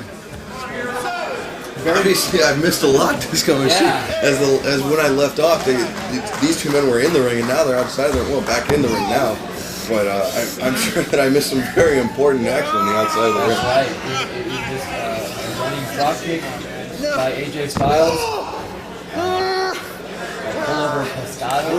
You don't have to explain it because the fans just watched, and the fans actually just heard you call it. So yeah, there you go. It's a bit redundant for you to explain to me. Absolutely, but methodical is AJ Styles right here, taking Chris Hero, just wrenching the back and the chin up. A very slow pace, something we're not used to from these two. But that vision has to be affecting Chris Hero, and now the fans getting behind Chris Hero. They want to see him fight back. Hero though working out of the submission hold by AJ Styles. You can see trying to force AJ Styles to loosen his grip, and he loosened it just enough for Hero to come off the ropes. AJ Styles leapfrogs up and over. Hero jumps over, but AJ Styles catches him right underneath the chin with that drop kick, that beautiful drop kick of AJ Styles. Styles covers and hooks the leg. 2 count only, says Rick Knox. And now AJ Styles, very, very slow to cover right here. And the crowd, slow to capitalize. Yeah, the crowd is very hushed at this point. They await with bated breath. Bated breath, chief. Bated breath as to what AJ Styles has in store for Chris Hero, as AJ Styles ramming his shoulder into the lower back of Chris Hero. AJ Styles not really with a focused attack in this match, as you know earlier on going after the big backdrop suplex on Chris Hero, but earlier on going after the arm of Chris Hero, then going after the neck, and now the lower back of Chris Hero. AJ Styles is looking to completely disable Hero, not focusing on one body part, just beating him all around. Right. And now the kick to the back, unceremonious. Without much pomp or circumstance, AJ Styles is booting Chris Hero in the back, now pulling him back up. Hero though very slow to get up, but perhaps he was catching his breath there after that kick, and now AJ Styles needs to be catching his breath after 3 shots to the stomach from Hero. But, now another shot to the chest from AJ Styles, and AJ Styles just trying to disable Chris Hero any which way he can. Now getting Hero up, big vertical suplex, and down Hero goes. And what an impressive feat of strength by AJ Styles. Hero, I believe, has about 6 inches and maybe 30 or 40 pounds on AJ Styles. But AJ Styles still able to muscle him up. But then again, we saw AJ Styles get up Samoa Joe for the Styles Clash. So, I mean, there's almost no limit to the power and force of AJ Styles. Oh, AJ Styles trying to swing Hero through, but Hero catches him in the full Nelson, and now he's pushing AJ Styles, his head down to the chest, but AJ Styles reverses into a backbreaker. Great reversal by AJ Styles. Wow, I would have never expected him to reverse it into a backbreaker out of that maneuver. AJ Styles is surprisingly now very slow. That's why they call him the Phenomenal One. That's right. And Chris Hero, really at this point, AJ Styles can pick his spots right here. But you can see AJ Styles though still keeping his distance from Chris Hero. This kind of goes back to what you were talking about earlier about you never want to get in close with a wrestler. And AJ Styles knows that Chris Hero is dangerous the closer you get to him. And so AJ Styles firing in those kicks and those punches from a considerable distance, and just forcing Chris Hero to fight back with his fists rather than his holds.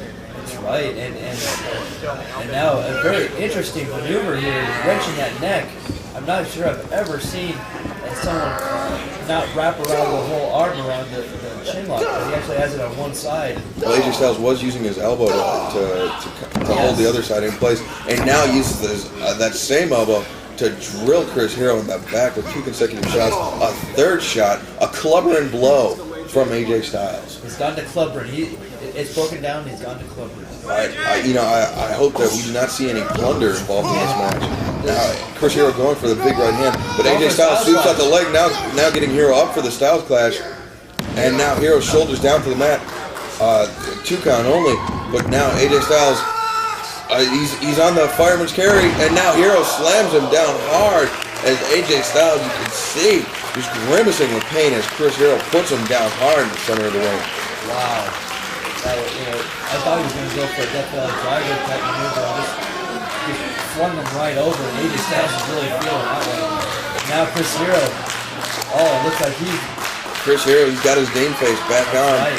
He's the look of intensity on the face of Hero as he chops Styles in the back, just sending Styles down to all fours. Styles trying to get him back up onto his knees, but Chris Hero with that big elbow to the side of AJ Styles' head, backing him into the corner. Knife edge chop to AJ Styles, and now Chris Hero backing him in, shooting him across pillar to post. Hero charging in. Yes, he is charging in after him. Diving elbow on AJ Styles. Styles, you can see staggering, just reaching out, but a bit dazed after that huge elbow from Chris Hero, and now Hero with Styles' arms caught and captured between the knees of Chris Hero. Now Chris Hero putting his body weight on the back and neck of AJ Styles, and now Hero almost like a flying surfboard maneuver on AJ Styles, and now rolling him over to a pinning predicament, covers 2 count only as AJ Styles is somehow able to kick out. Chris Hero, a lot has to be said about, the vision thing is so important, but he's still pinpoint on that drop kick, for instance, and also that run to the corner that he did earlier. That could have been a fatal maneuver if he would have missed it. Chris Hero seemingly operating on instinct alone, or perhaps just closing his back. There we go. Now Chris Hero, a back roll into a senton, covers only a 2 count from Rick Knox. AJ Styles able to kick out, but Chris Hero sustains quite a brutal beating at the hands of AJ Styles. But now Hero back in control of this match, and just goes to show the competitive nature of these 2 men and how much the X Division title means to Chris Hero. Chris Hero actually challenged for the X Division title a few months ago against Christopher Daniels. Unfortunately, coming up on the losing end of things there, but perhaps trying his luck another time against AJ Styles, and perhaps Chris Hero will walk away tonight with the X Division Championship. And what a great, what a prestigious event for PWG that would be if the X Division title were to change hands on PWG's Hanukkah Chaos show. Now, Chris Hero, what is this submission maneuver? Chris Hero just stretching AJ Styles. AJ Styles looking to or almost in a position to kiss AJ Styles Jr. right on the top of the head. But now Hero rolls him through into a pinning predicament. 2 count only as Styles is able to kick out. Styles still appears to be rattled from that running forearm in the corner. You have to agree. Now Hero firmly controlled. We thought at one point that he was going to be out of it. AJ Styles was just picking his spots, and now Chris Hero picking his spots on AJ Styles. That shot underneath the chin, an open hand palm strike underneath the chin of AJ Styles, and there we see a solid right hand to the jaw. And Styles, you can see just reaching and grabbing. It appears that Styles does not have his wits completely about him, as Chris Hero is now in control of this match. The roles have been completely reversed from earlier on in the night. Yes, absolutely. Earlier on in this match, excuse me. That's right. And now the fingers in the hair, the cravat. Not quite a cravat, but pulling down on it's almost like an inverted full Nelson, but much to the same result. But now AJ Styles got a hook jawbreaker on Chris Hero, and AJ Styles, a desperation maneuver. Styles slow to capitalize, and there we see the cravat. No, but AJ Styles blocking it. He gets his arm on the AJ Styles gets his hands on the left elbow of Chris Hero, preventing him from fully applying the cravat and fully cranking that neck of AJ Styles. Now, Chris Hero, scoop slam, puts him down.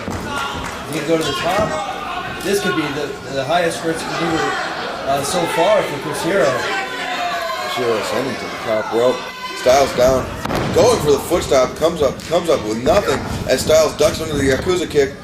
Oh! Flying neck breaker from AJ Styles on Chris Hero. A very impressive maneuver, and what a tremendous display of agility from AJ Styles after taking such a beating at the hands of Chris Hero. Rick Knox supplying the count as the crowd getting behind both these great competitors. Chris Hero very slow to get up to his feet after that flying neck breaker from AJ Styles, and now Styles with the waistlock on Chris Hero goes behind on AJ Styles. AJ Styles though reversing and gets Chris Hero in a waistlock of his own. Hero though reverses out, but AJ Styles blocks it. He's now got him in a pump handle position. Picks him up. Pump handle backbreaker. Getting off again. He muscles him up and drives him down hard to the mat. AJ Styles hooking the leg. 2 count only as Chris Hero is able to kick out. Rick Knox right there. Giving the 2 count. And now AJ Styles, can he pull out the Styles Clash and put away Chris Hero? Chris Hero trying to fight back with all he has. And now AJ Styles picking Hero back up to his feet. And AJ Styles, it just goes to show you why he actually is X Division champion, because he is no slouch in there. He will not let a bit of adversity prevent him from walking away with a victory at the end of the night. And that's exactly what Styles is doing. He's got Hero up. Hero blocks though, and Styles trying to get him up again a second time. He does actually get him up. He brings him over the top, going for that neck breaker. But now Hero reverses into the cravat. Brings him over the hard way, driving him down. 2 count only as Styles is able to kick out. Great counter maneuver by Chris Hero. He knew that neck breaker was in the arsenal of AJ Styles, and Hero had a counter maneuver prepared for when AJ Styles was to attempt that, and it just paid off in spades for Chris Hero. That's right, and now Chris Hero could be going for the Hero's welcomes. Or for the Hero sandwich number 1 or 2. But now into the cravat again, but AJ Styles trying to block it, trying to reverse out of it, but AJ Styles reverses. Oh! The backflip kick from AJ Styles. Hero going almost, and down he goes. The backflip kick taking Hero off his feet and dropping him to the mat. And AJ Styles back up to his feet after that cravat neckbreaker by Chris Hero. But AJ Styles, perhaps he was watching tapes of their previous matches, previous encounters, and had some counter maneuvers prepared. But now back into the corners, AJ Styles with that back elbow. But Hero knew the backflip reverse DDT was coming, and he's got Styles picked up. He's got him over. He's got him. This could be it. Oh, he drives him down to the mat, covers and hooks the leg. 2 count as Styles is able to kick out. That was amazing. Chris Hero cannot believe that was not it. What can he do to pull away AJ Styles? Knowing that his vision is still 50%, and AJ Styles fighting 100% vision, and that seems to be the story of this match. Yes. That Chris Hero, unable to see everything that AJ Styles is throwing at him, and when he is unable to see a counter maneuver coming from AJ Styles, it costs him, and it costs him dearly. That's right. That's right. Now here calling for the Hero's Welcome. AJ Styles, though, knew it was coming, reverses, gets him up in the Argentina backbreaker. Oh, just cranking down at Chris Hero, spinning him into a powerbomb, hooking the leg.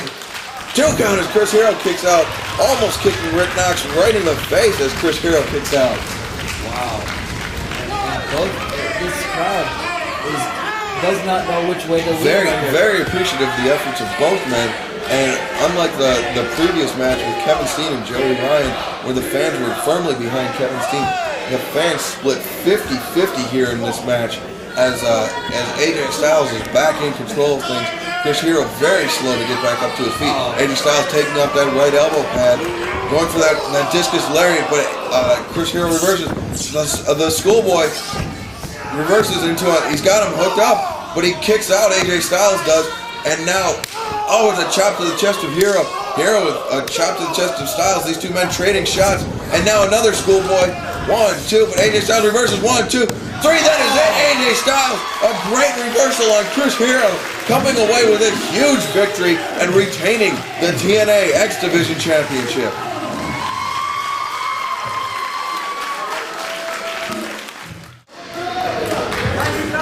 This is very interesting.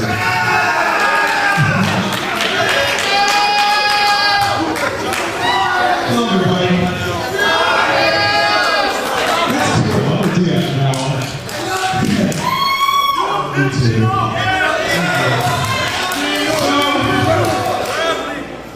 This show is your holiday gift from DW. And what do you think about what you're getting for Christmas? Will Mr. Styles announce the next show? That's Tino's quick tell you. Don't screw up, man. That was very rude. Okay, I have to put my foot down. But, as you saw earlier, as you saw earlier, Generico already wrestled. And I bet you're wondering where Quicksilver is. And if you weren't thinking that, then you are now. Well, he's not here. I know. He had to go back to the mountain for a little bit. He forgot his mask and keys. But he'll be back. He'll be back. Just give him time.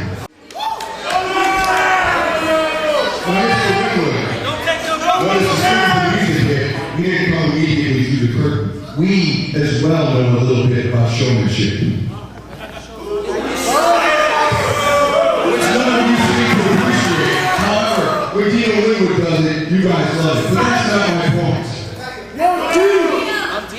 As you can tell, Quicksilver and El Generico will not be challenging for the PWG Title Match Championship.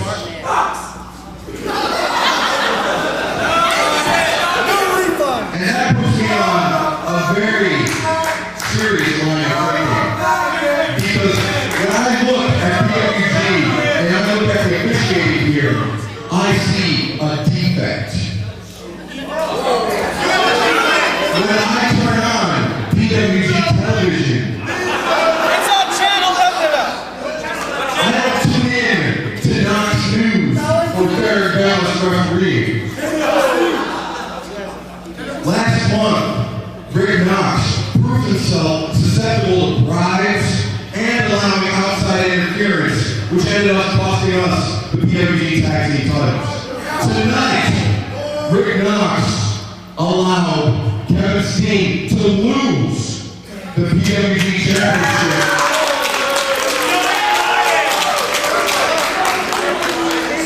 Because of some grudge that he has with us. So, Mr. Winwood, I would like to know what you plan to do to rectify the situation.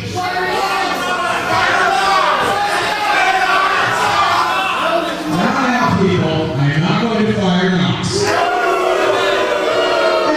if I do that, Amazon's going to come back. I said yay.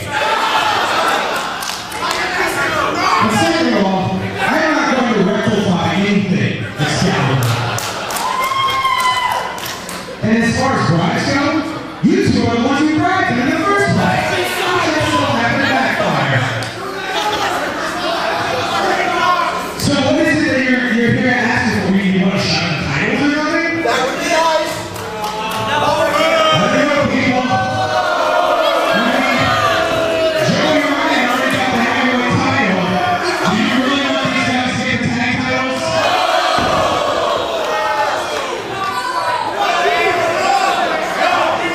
Well, I couldn't get... No, they're not here. I couldn't get, but Generico's in that team too. Well, nobody else can be Generico. Well... You know where he is, it's pointing in this direction. But you guys, okay, since I'm a fair man, and the tag titles have to be a fair man tonight, I'm gonna give you the match. You get your title shot.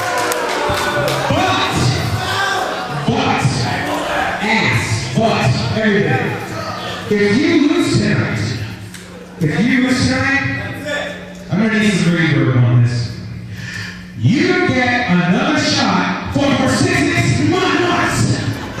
That's right, 6 months. That is half a year. That's okay, because we're going to win them tonight. It's bullshit. All right, Jack Skelton, and you little man. Don't show me that. You get your shot tonight, and since Nick Kane is not reliable to be an official, your referee tonight is going to be Marty. Who loves you? Yeah. All right, now Marty, come down to the ring. Show Marty some love.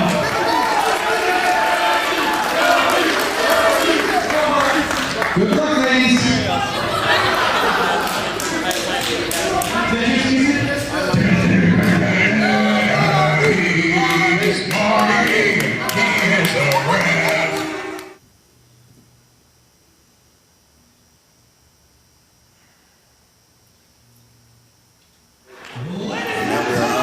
PWG Tag Team Championship match, a match which took some finagling on our part to get from Dino Winwood. He was a bit hesitant, but Quicksilver still suffering the effects of his concussion from last month. King Tornado nowhere to be found, and El Generico, having already wrestled earlier in the evening without a partner to challenge for the tag team titles, left Super Dragon and Davey Richards without opponents. And, since I didn't think we got a fair shake last match. Rick Knox, he was on the tape, taking bribes, not allowing interference in matches. And we saw it earlier in the night, allowing 2 separate people to interfere in a PWG Championship match. And, he can't be trusted. So, we did not get a fair opportunity last month.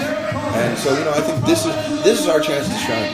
This is our rematch, and this is the match where we will win the PWG Championship. Because, it's like Super Dragon and Davey Richards. These 2 men, they started out at odds with each other. Nobody thought that they would win the PWG Championship, and nobody thought that they could coexist in the ring together. But they were thrown together by Dino Winwood. That's right, and they seem though to be taking a shine to one another. And now Davey Richards and Super Dragon. Davey Richards has just become a miniature Super Dragon almost in terms of brutality and his carelessness for opponents. And I think if anybody's to put an end to that reign, it's going to be us. And Dino added the stipulation that we can't challenge for the titles for 6 months if we lose this match. And it doesn't matter to me. Because we're going to win tonight, and we're just going to have to. We'll defend them for 6 months. That's right. And until we get tired of them, and we melt them down into scrap metal. Fucking team anorexia? That's what we're going to do. Melt them down into scrap metal disco. We'll melt them down, even though our belts are precious. We'll melt them down because we disrespect the position that we've been put in, and we're just going to put it. Ding, ding. Yeah, we do. Okay, we do. We're going to show it to everyone. All right. And now, Disco Machine starting off the match with Davey Richards. And, you two had a very, very lengthy and heated exchange last month. And could we see some hostilities boiling over in this match? I think that we have to. This is our second title shot. We really have to. Davey Richards, hard elbow disco machine with a hard elbow of your own, 2 elbows. Now taking him side. Oh, taking him down with a side suplex, just driving him out of the ring. And now Super Dragon coming out of the ring on all cylinders is Super Dragon. Now Davey Richards blocking the German suplex attempt. Back elbow, blocking it, and boot to the chest. Oh, and boot to the midsection, shooting me into the corner. Davey Richards, what has he got in store? Diving elbows. Oh my God! And now Davey Richards. Oh, tope con hello on Disco Machine. Disco Machine just been taken out by both members of the team of Super Dragon and Davey Richards. Now Super Dragon putting myself Excalibur up in the Tree of Woe, standing very unceremoniously on my vital parts. Oh, God. And now Davey Richards coming around with almost like a 619 as I was upside down in the Tree of Woe. And now Super Dragon up and over the top rope. Foot stomps to the back of my head on the outside. Disco Machine, we are just getting our collective asses kicked in this match. We may have not wanted this time. Oh! Big chop to Disco Machine on the outside. And Dragon and Richard seem to be in complete control of this match. And things are not looking good for us, Disco. Not at all. Things are not looking good. They understand that these are the tag team champions, and we're getting a second shot at it. Oh, and now Davey Richards slapping you in the face, Disco Machine, and boots to the midsection and a left elbow to the head. And now Davey Richards has stomped to my head. Disco Machine, we are getting beaten around. If there was a bush, we would be getting beaten around it in this match. That's right. Not too proud to admit when we getting our asses kicked, but things are just not looking good at this point for us. Davey Richards, a snap suplex, almost very nearly spiking you in the canvas, but now Richards with the front face lock on Disco Machine. Disco charging back in the corner of the Super Dragon tagging. I think this is the first time Super Dragon is legal in this match. That's right. Clubbing blow to the middle of your back, Disco Machine. Now, firing in with a vicious chop. I am in the unenviable position of being in the corner with Super Dragon, and I'll tell you what, there's no place you want to be. That's a dead-end road for sure. Super Dragon chopped you so hard, but your wrist guards can't attack. That's right. Oh, a foot stomp senton combination, and now Disco, you can see clutching his midsection as Davey Richards tags back into the match. Oh. Big shot to the upper back of Disco Machine. Now Davey Richards backbreaker on Disco Machine, and now asking Marty Rubalcaba. Marty, his favorite orange is the Valencia orange, and that's sometimes why we get confused. Rubalcaba is his last name, but he loves Valencia oranges. So it's like when people say Smokey in the Bandit. Smokey's not the guy's real name. He's just smokes a lot. So call him Smokey. So we call Marty Valencia because he likes Valencia. That's right. And much like Carlito in WWE, he has the Valencia oranges, and a big bag of oranges. And he saw them. Side of the road after the show. Give us extra money. Much like Carly Colon, Marty Rubalcaba has a fine Cuban heritage and is. Marty Rubalcaba with a fine Puerto Rican heritage name. We don't make things up on the spot. We research it. No, exactly. Somewhere there is a document that says Marty Rubalcaba is Puerto Rican. And did you know that Marty has a twin brother who's in attendance? Oh, really? Yes, sir. And he has tattoos up and down his arm. That is the only distinguishing factor. Now you see me trying to age you, Disco Machine, with Super Dragon not breaking the hold, and now just repeatedly stopping Super Dragon to break up the hold, the butterfly submission maneuver you had on you, Disco Machine. I'm still in the opinion that things are just not looking good for us, Disco. No. I think that they took us lightly at our last defense, and now they're out to prove that and not let us get anywhere near those tag team belts. And we did come very close on a few occasions last month, Disco Machine, but unfortunately, due to Rick Knox and his shenanigans, he was bribed good money to call the match a certain way, and it's very clear that he did not do that. And now Super Dragon is just driving the knee, driving the face of Disco Machine into the canvas. Now back in Disco into the corner. Davey Richards tags back in. Great teamwork by Super Dragon and Davey Richards, if I may say so. That's right. Unfortunately, it's at our expense. As I say, not too proud to admit that we're getting our collective clocks clean. That's right. And now Davey Richards a big chop to the chest of Disco Machine. And now Davey Richards, big shot to the ribs, a middle kick to Disco. Now Davey Richards could be going for that Tiger suplex. We've seen him use it in the past. And now Disco Machine trying to fight out of it. Catches Davey Richards with a bit of a low blow. Disco Machine rolling through, unbeknownst to me, going for the another low blow, but Davey Richards, now he's driven down hard to the mat, and that is some smart tag team wrestling by us, Disco Machine. And now Davey Richards running off the ropes, Disco getting his boot up, and now and there we see again great tag team wrestling by ourselves, Disco Machine, and not allowing Davey Richards a chance to recover in this match. Now Davey Richards trying to make his way over to the corner to tag in Super Dragon, but Disco Machine dropping the elbow and just basically clobbering Davey Richards and just getting any illusions that he may have had of getting a tag and getting Super Dragon back in this match out of his head. And great job just beating any Disco Machine, holding Davey Richards and a football, a penalty kick almost on Davey Richards. Now Davey Richards, arm being wrenched back into the ropes. Shot up, jumping knee, taking Richards down, and now Richards getting brought back up to his feet, and back into the ropes again. Shot up. Catching Richards back in the midsection, just a jumping boot to the chest. Richards with looks to be gasping for breath, has a wind knocked out of him by that kick, catching him square in the sternum.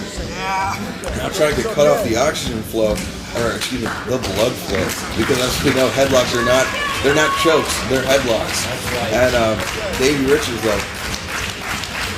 getting back up to his feet. The crowd is behind him, fighting his way back up as Davey Richards elbows to the midsection, and now just not by the hair. I grabbed him, I had my hands on that melon-like head of Davey Richards. By the nape of the neck. That's right. And I brought him back down to the canvas, and now here we see the tag team wrestling by us. And now Davey Richards on the receiving end of an elbow. Big chop from behind the back. And now Disco Machine they're giving an elbow to Super Dragon. And now Super Dragon trying to get into the ring to help out his partner. And now backing Richards into the ropes. Going down for the backdrop. Davey Richards a boot to the chest. STO taking Disco Machine down. And now big clubbing blow by myself on Davey Richards, backing him into the ropes. Davey Richards reverses. Jumping enziguri, and now not quite enough to put me down, but here comes Super Dragon, intent on putting me down and out of this match. Chop and elbow combination, catching me actually in the throat with that last chop, sending me across the rope. Jumping elbow just rattles me, and now Super Dragon going up to the top rope, perhaps going for the senton, but no, Disco Machine breaking it up. Disco Machine. Silver Dragon just dropping down on the head of Disco Machine, crotch first. And now Disco, he's got Super Dragon up, catches him in the T-bone suplex, driving Super Dragon down to the mat, covers and hooks the leg. 1, 2, no! Davey Richards comes in and breaks it up. Davey Richards calling for the Tiger Driver. The maneuver that he and I have had some heated battles over, but I think I ended up winning out in the end. And now Disco got him up. Side choke slam on Davey Richards, fucking the leg. 1, 2 count only as Davey Richards is able to kick out. Now, choke breaker, you're calling for it, Disco Machine, and if you hit it, I have to believe that would be it, Disco. That's right. I'm waiting for Davey Richards to turn around. To get back up to his feet, Davey Richards turns around full circle. Disco's got him hooked, goes for it. No, Davey Richards reverses, covers. 2 count only on the roll-up. Now Disco Machine goes for the close on Davey Richards. Tiger suplex. And now Super Dragon in, picking up Disco Machine. He's got him picking him up for the powerbomb, perhaps in the corner. Yeah, powerbomb in the corner. Now rolling him through. Now picking you up, Disco Machine. Things are not looking good at all. And here we see the lawnmower by Davey Richards. Oh my God. Great tag team wrestling. Unfortunately, it's at your expense. 2 count as Disco Machine is able to kick out. Davey Richards holding me at bay at ringside. And now Davey Richards DDT for his troubles on the outside. And now Super Dragon, he's got Disco Machine in a waist lock. Now creeping into the match. German suplex. 1, 2 count as Super Dragon able to kick out of the German suplex. Now Super Dragon sent off to the ropes. Picked up. Super Dragon reverses and then dropped down into a backbreaker. Now Disco Machine called in unceremoniously by myself. I'm sorry for that, partner. Dropping the leg on Super Dragon with the cover. 1, 2 count only. Super Dragon able to kick out. Now Super Dragon picked up into the air raid crash. Dropped down. Now Super Dragon, he's covered. 1, 2 count of Davey Richards. Very nearly saw the tag titles change hands. And Davey Richards somehow snuck into the ring and broke up the pinfall attempt by myself. And now Davey Richards is going to be on the receiving end of the Tiger Driver. I have anything to say about it, but now Davey Richards dropping on and butchering in the midsection, but Disco Machine clubbing Davey Richards in the back. Now got him up for the Tiger Driver. Oh, dropping him down for the Tiger Driver. And Davey Richards, this has got to be draping the arm over his back. Now Davey Richards gets to the ropes. Davey Richards somehow gets to the ropes, and now Disco Machine throwing Super Dragon out of the ring. And now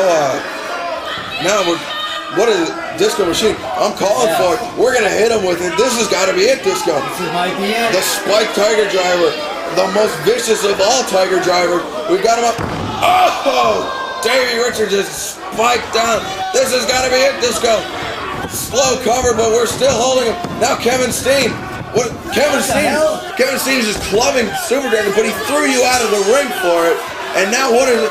The tag titles. The tag titles did not change hands, but it ended up being a no contest, I believe, for Marty Valenza, because not only did Kevin Steen attack us, but he attacked Super Dragon, and now Kevin Steen so focused his hatred on Super Dragon is he doesn't care who he's fighting. He's fighting you, he's fighting me, he's fighting Super Dragon. Kevin Steen is an animal, Disco Machine, but now Super Dragon is trading with Kevin Steen. These two men brawling into the crowd, Disco Machine.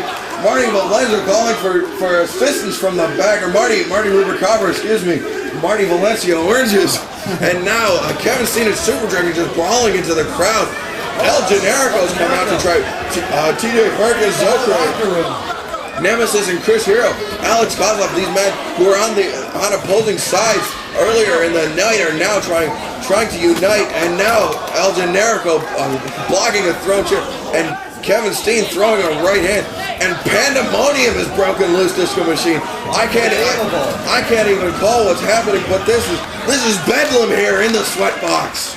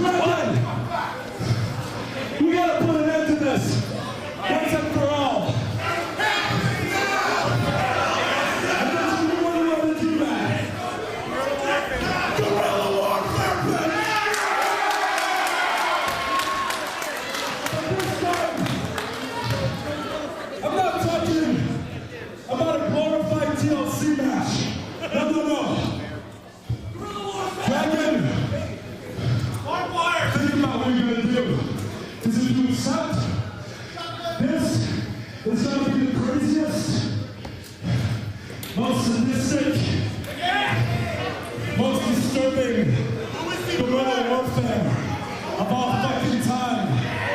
We're gonna end 2005 with a massacre, and you're gonna end 2005 in a fucking casket because I'm gonna kill you, you piece of shit.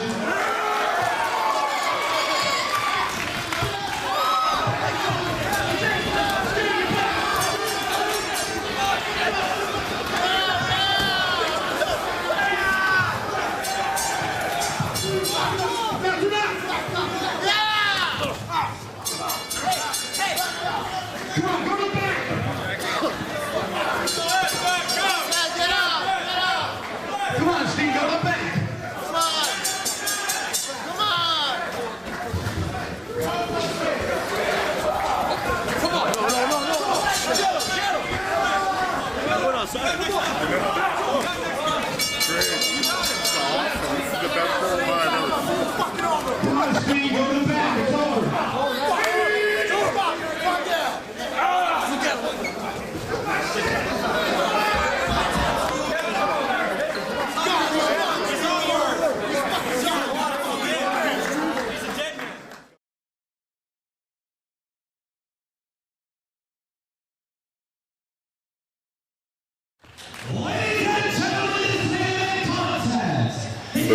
For 6 months within PWG, but for much longer than that, these two men have Scorpio Sky and Scott Lost crossed paths at many points in their careers, over time. But it really came to a head when Scott Lost ripped off the mask of Scorpio Sky, hit him with the belt, and bloodied him. Actually, cracked his head open. Scorpio Sky needed to get stitches to stem the bleeding, and. This match, these two men have had, I believe, two previous singles encounters since Scorpio Sky was demasked by Scott Lost. Scott Lost, I believe, won the first one. Scott Lost, yes. He had the brass knucks. Yeah, he had brass knucks, and then Dino Winwood actually threw in the towel for Scorpio Sky last month. And now it's finally come to a head with an I Quit match. There must be a decisive winner in this match. No holds are barred. It is very similar to a guerrilla warfare match in the fact that anything goes. You can use anything that you find at ringside, under the ring, backstage, anywhere. But what needs to happen in this match is your opponent needs to get on the microphone and verbally say that I quit. I can no longer continue. That this match is it for me. I cannot take any more punishment than this. And now Scorpio Sky just sweeping out the legs of Scott Lost and getting onto a very early start. And after that brawl we saw after our tag match Disco Machine, that this is just continuing. We're keeping up the theme as these two men just have about as much hatred as Kevin Steen and Super Dragon have for one another. And these two men are just going at it outside of the ring. And it is no disqualification, no holds are barred, there are no countouts. The only stipulation is that you force your opponent to say, I quit, I can no longer continue in this match.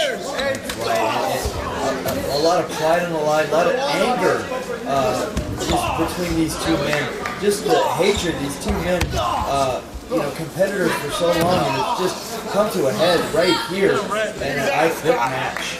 Scott Lost, he was victorious on both of their previous singles encounters here and over the last couple months. Oh, Scott Lost just taking over the concessions table and knocking all that valuable merchandise to the floor.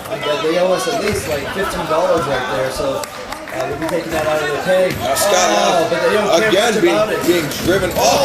Scorpio Sky kicking that table over on top of Scott Lost, not showing any regard for Scott Lost or any of the PWG staff that is back there working the concession stand. And we see Commissioner Dino Winwood looking on from that doorway. He guarded the space back there. And now, Scott Lost sent through like 5 or 6 rows of chairs, and drinks and various sundry items spilled over the ringside area as Scorpio Sky is just taking it to Scott Lost. And after the last match, when Kevin Steen and Super Dragon were brawling, the locker room tried to get in between both men to restore order because that was not the match that was scheduled. And this match, everybody knew going in that this would be a battle, that this would be a brutal encounter between these two men, and that the locker room knows the hatred between these two men, and they're just ready to let it go. Nobody is going to set foot in between these two men. And now, big back body drop on Scott lost by Scorpio Sky. These two men actually traveled to Japan last year and wrestled one another at the Osaka Pro promotion in Osaka, Japan, coincidentally.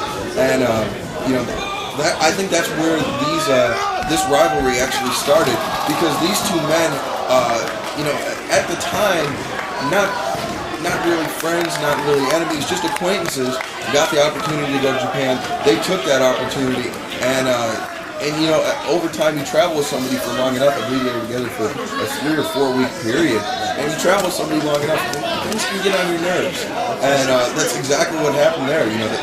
These two men just got on one another's nerves, and now Scott lost, tipping Scorpio Sky over onto the PWG merchandise, and that merchandise is a little more expensive than those bottles of water we have. And fish and road partners stink after 3 weeks. That's very, very true, and I believe that is the root to this heated rivalry between these two men, is that they just didn't like traveling with one another, so they ended up hating one another. The road will do that to you. It's a fickle mistress. It is. The road. And now Scorpio Sky reeling still, but Scott lost, and just a running boot to Scorpio Sky's face. And now Scott lost after being beaten around the arena earlier, is now just beating Scorpio Sky around the arena. And Scorpio Sky, after having his head slammed into those concrete-filled concrete pads. What is this? Clearing a path. He's preparing for something. Big Superman spear on Scorpio Sky, just driving his shoulder into Scorpio Sky's midsection, almost spilling out of the gymnasium area into the front lobby area of the Sweatbox here in Hollywood. A few more feet, they'll be in Bates Avenue and in downtown Hollywood. Well, these two men, I don't think anybody would bat an eye at these two men fighting their way down Hollywood Boulevard. That is for sure. And referee Rick Knox with many friends on Hollywood Boulevard, but Scott lost, bringing Scorpio Sky back into the ring, bringing the action back into the ring as he drops an elbow across the throat of Scorpio Sky, and now dropping the elbow again on the chest of Scorpio Sky. And fans settling back down after that flurry in the chairs. No attempt has been made by any of the competitors.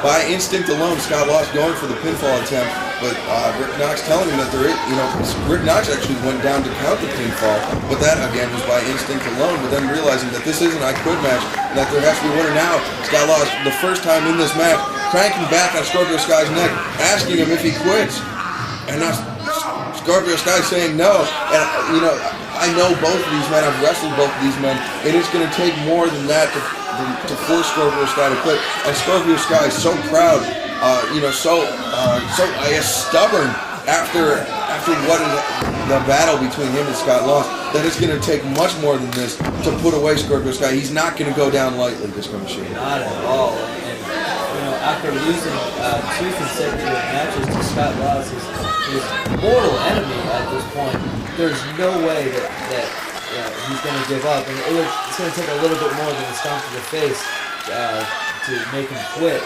But Scott Lost, cocky as ever, really. Now the leg drop on Scorpio Sky. Scorpio Sky, despite getting the jump on Scott Lost early in this match, is now at a distinct disadvantage. As Scott Lost looking to suplex Scorpio Sky over the top rope. Now Scorpio Sky seemingly back in control, hits Scott Lost with a clothesline, and now going for perhaps the Scorpion Deathlock, the sharpshooter. Wouldn't that be insult to injury to get say I quit to your own move? And now Scott Lost grabbing on the ropes, preventing Scorpio. Excuse me. A bit of indigestion, the bubbles, as they say. But Scott Lost having a little bit more than the bubbles as Scorpio Sky spins him around into that backbreaker, dumps him down.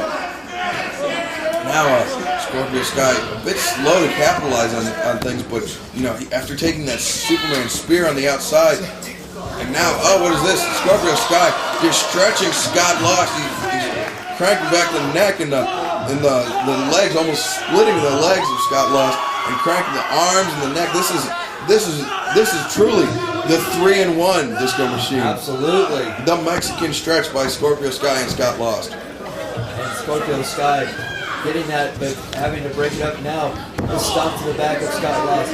What Scorpio Sky has to do here is just keep that pressure on Scott Lost. I think Sky is aware though that it's for as much as he wants to win this match, Scott Lost wants to win this match just as much, and it's going to take as much or more to put away Scott Lost than it would Scorpio Sky. I don't know if I articulated that point well enough, but both these men desperately want to win this match, and I don't think Scorpio Sky is going to underestimate Scott Lost. Well, the bragging rights are alone would be enough, to make Scorpio Sky say, I quit. No, Scott Lost says it.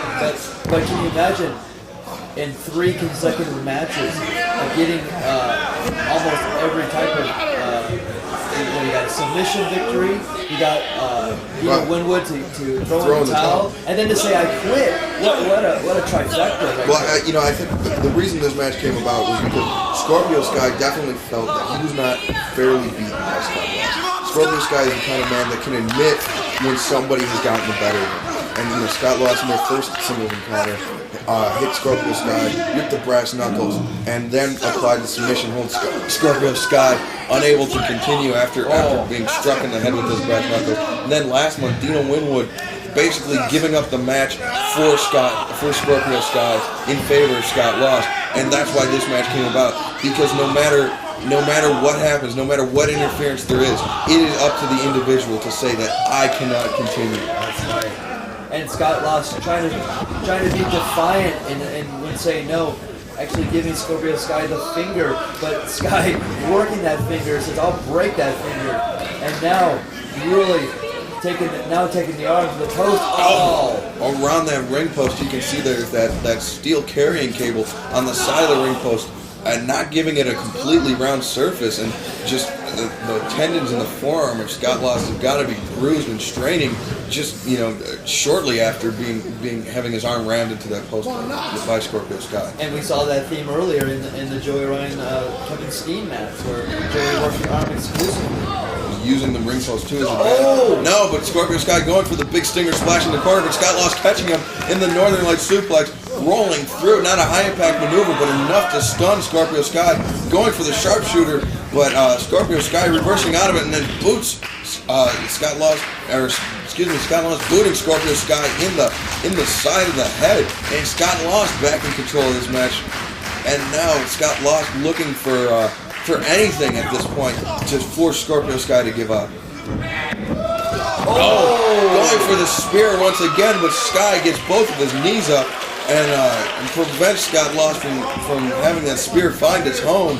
But now, Scorpio Sky on the receiving end of the leg lariat from Scott Lost. Scorpio Sky now twisted around. Turned inside out by Scott Lost. Scorpio Sky thrown for a loop after Scott Lost came in with all cylinders firing with that diving clothesline on Scorpio Sky.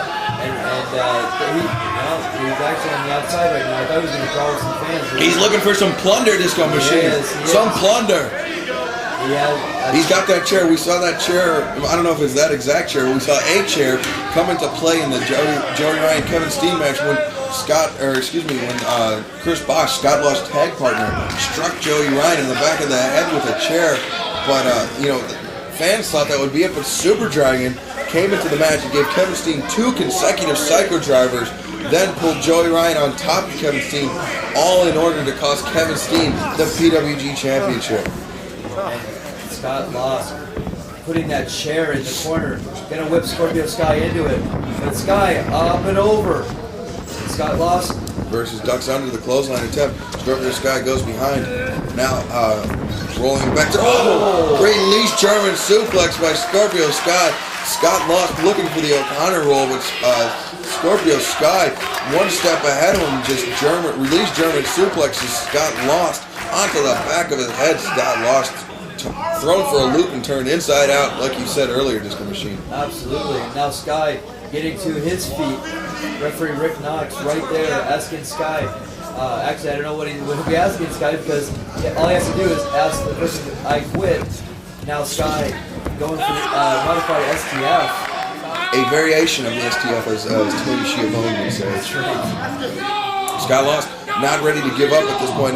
The Scorpio Sky, though, cranking back on the neck, batting away the microphone from the hand of Rick Knox.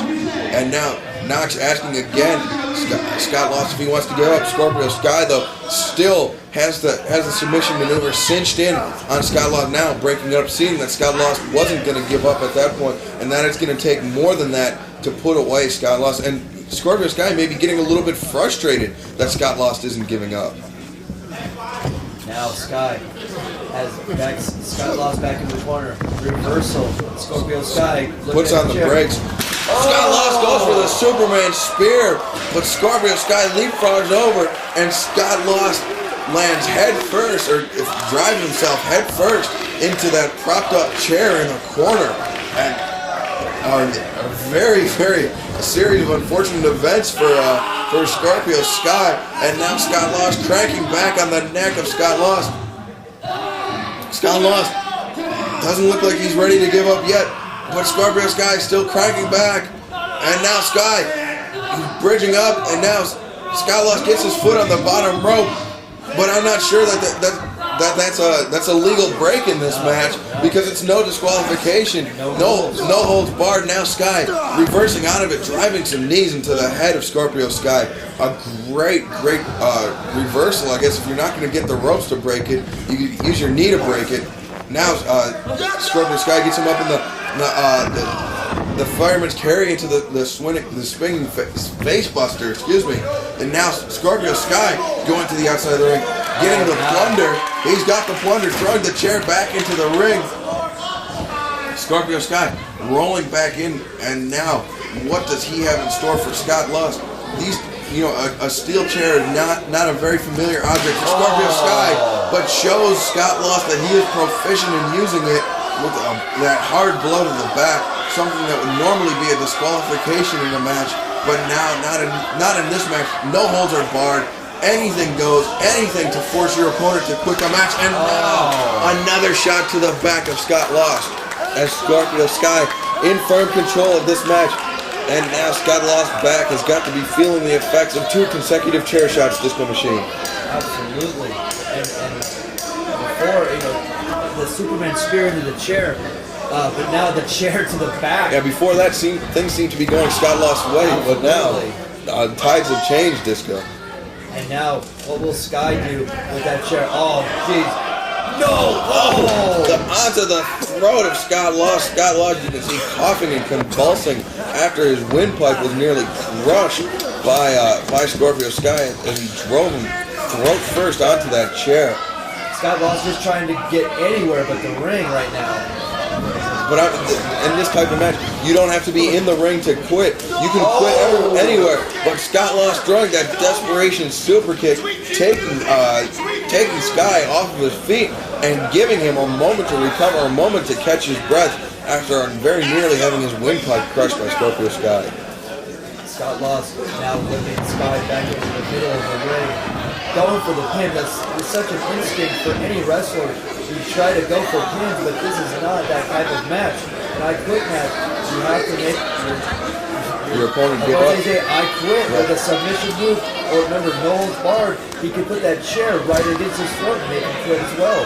But it's a very important difference between the I Quit match, and this is the first ever I Quit match in PWG, and the Guerrilla Warfare match, which I believe there's been three Guerrilla Warfare matches now in PWG.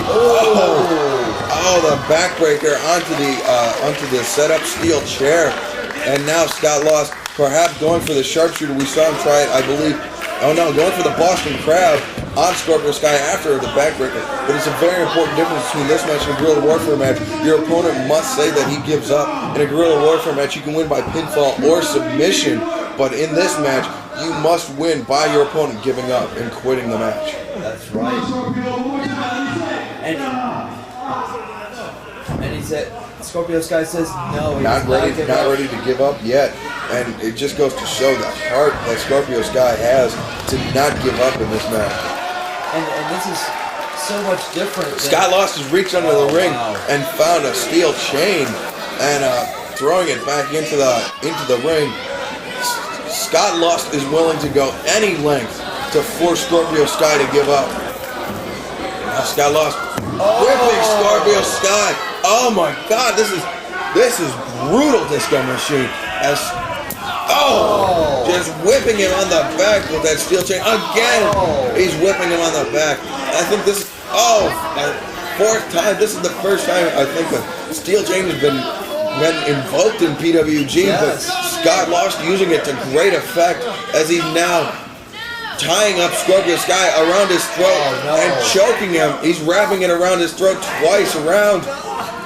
Now choking Scorpio Sky. Scorpio Sky being brought up off the floor as Scott Lost is choking him. Just a vicious assault by Scott Lost as he is just Scott Lost is bopped on the head with a microphone by Scorpio Sky. Sky taking it out of the hands of Rick Knox. A very ingenious escape by Scorpio Sky. But now Sky wrapping that chain around his fist, perhaps going for that hard right hand. Oh no, the hard right hand to the midsection of Sky. As well. He clotheslined Sky right across the face with that steel chain wrapped around his forearm. Scott Lost willing to go any lengths to win this match, to force Scorpio Sky to quit. You know, you see it in the movies quite a few times. I hate to compare, you know, this match and the brutality going on in the ring to what happens in the movies, but you know, people forced to go to strange lengths that they would not normally go to, and that is what Scorpio Sky seems. No, the steel chain in the mouth of Scorpio Sky as Scott Lost just pulling him back, and he's got him up in the tree of woe. But Scorpio Sky is forced to go to great lengths and forced to fight off even greater lengths from Scott Lost as now he's in the tree of woe. He's got his fingers around the chain preventing himself from being choked by Scott Lost. But what lengths will Scorpio Sky have to go to if he has any hope of winning this match? I mean, Scott Lost has used a steel chair. He's used the walls here. He's used the floor here. He's used the chain. I mean, and Scorpio Sky has responded in kind with the chair and the walls, but he's not yet used the chain. Does Scorpio Sky have it in him to use the chain on another human being? I mean, that's basically what it comes down to. This rivalry is between two men, but I mean, there's still that switch in your head that needs to turn off. That says, I will go to any lengths to win. I will do anything it takes. And now Scorpio Sky, feeding off the energy of the fans, firing in those shots to the midsection of Scott Lost, but Scorpio Sky on the receiving end of some hard blows, but is not allowing it to stop him. Scorpio Sky running off the ropes, catches Scott Lost with the forearm. Scott Lost goes for the clothesline, but going for that the diamond cutter, the ace crusher was Scorpio Sky, but Scott Lost reversed it into a backbreaker, and there we see an ace crusher of Scott Lost's own as he rolls through, now cranking back into the Dragon Sleeper. The Dragon Sleeper, Disco Machine. Is it enough to force Scorpio Sky to submit? No. Scorpio Sky saying no and repeating himself. And Scott Lost is still got that Dragon Sleeper locked in, but Scorpio Sky tilts him through, and now cracks back on the neck of Scott Lost. Scott Lost saying no, that he's not going to give up. Disco Machine, what is it going to take for Scorpio Sky to beat Scott Lost in this match? And, you know, it seems to be at this point that nobody's giving up from submission maneuvers. Maybe a higher impact move into a submission. But these men, they're so tired trying to make each other quit. They've suffered through so much punishment already in this match that anything more would just seem excessive, but not in this match. I mean, that's the thing. In the confines of a normal wrestling match, you know, I mean, you may take a beating, and you may, you know, I mean, not to say that this happens, but you know, the thing may go, you know, the thought in your head may be, I have to think about self-preservation. Scott Lost is going for a big swing of the chair. Oh! He whips him across the midsection with that steel chain. But in this match, it's more than self-preservation. It's honor and pride that is on the line. That, you know, and that's your driving factor, not your personal well-being. And that's exactly what we're seeing here in this match. Oh! Steel chair to the head of Scott Lost, almost very nearly cracking his skull open. Maybe Scorpio Sky looking to return the favor that Scott Lost visited on him almost 6 months ago. And also, we're at the point of the match where almost no mistakes can be made. One mistake, and it could be fatal. It could spell curtains for either man in this match. That's right. I mean, if you're not able to respond to Rick Knox asking you if you quit, you could be out of it as well. So. Another high-risk maneuver, going for the superplex, but actually headbutted off the Scorpio Sky. Now let's say, Disco Machine. Let's propose a hypothetical question. Let's say that Scott Lost were just slip off the top rope. Oh, but he had a picture-perfect frog splash, maybe hurting his knee in the process, and he clutching his midsection and his knee. But let's say Scott Lost were to have fallen off the top rope and knocked himself unconscious due to the punishment he suffered in this match. Would the match be over, or would it continue until Scott Lost was conscious and then forced to submit? That is a very interesting scenario that I never even thought of. But now it doesn't look like we'll be seeing that scenario anytime soon. After that frog splash, Scott Lost, he's got him in the sharpshooter, the Scorpion Deathlock, the Sasor Gatame, as it's known in Japan. But now Scott Lost just cranking back deep on Scorpio Sky. Scorpio Sky batting away the microphone from his mouth, not yet ready to give up. But now Scott Lost, he's cranking in deep on Scorpio Sky. Disco. Will he give up? This has put away many competitors here in PWG. Many competitor around the world and many different wrestling rings around the world. And now from the largest. There's no rope break. There's no rope break from the largest to the smallest. Many men have given up, and with no rope break, many men have used that as their escape. But Scorpio Sky does not have that luxury, as Scott Lost dragging Scorpio Sky to the center of the ring. Sky could have crawled under the ring and used his body weight to force Scott Lost to go out to the outside and spill out. But no, Scorpio Sky, he hooks the legs of Scott Lost, and now he's cranking back on Scott Lost. You can see the look of pain on Scorpio Sky's face. Just he knows that this has got to be it if he expects to win this match. Unbelievable. You can see Scorpio Sky clutching his lower back. What were you saying, this commission? Well, I was going to say that Scott Lost almost put himself in an even further predicament by almost like going outside and getting hung up on the ropes. He would have really been trapped. And because of no rope break, that could have spelled doom. But actually, Sky's back going out. Now Scott Lost up and over Scorpio Sky back into the ring. And now shooting Scorpio Sky across the ring. Scott Lost, though, reversing and changing direction and sending him into the corner, then catching Scorpio Sky with a hard thrust kick right underneath the chin. A very, very smart maneuver by Scott Lost. Oh, and now he tells Scorpio Sky to get his ass up. Now he's calling, I believe he's going for the Superman spear. He's 0 for 2 on this tonight. He's 1 for 1, actually. But after it backfired so spectacularly, oh! Implant DDT, now he's 1 for 2. He's batting 33% with it. Now the triangle choke. You can see Scorpio Sky, he's pulling the neck of Scott Lost down, using his own head to cut off the oxygen flow. A move that is not normally legal in a match because it is a chokehold. But in this match, anything goes. No holds are barred as Scorpio Sky using the triangle choke to force Scott Lost to give up. Rick Knox checking the hands of Scott Lost. Is Scott Lost passed out? Scott Lost, I believe, has passed out from the triangle choke, and this is the scenario we were talking about. Scott Lost unable to answer the call of Rick Knox, and now being thrown a bottle of water by some industrious fan at ringside. Scott Lost is out. He's been choked out, Disco Machine. And he is unable to answer the call, so the match continues. Now, Scorpio Sky reviving Scott Lost. And now we can see Scott Lost twitching a little bit. Unprecedented, Disco Machine. I would have to say.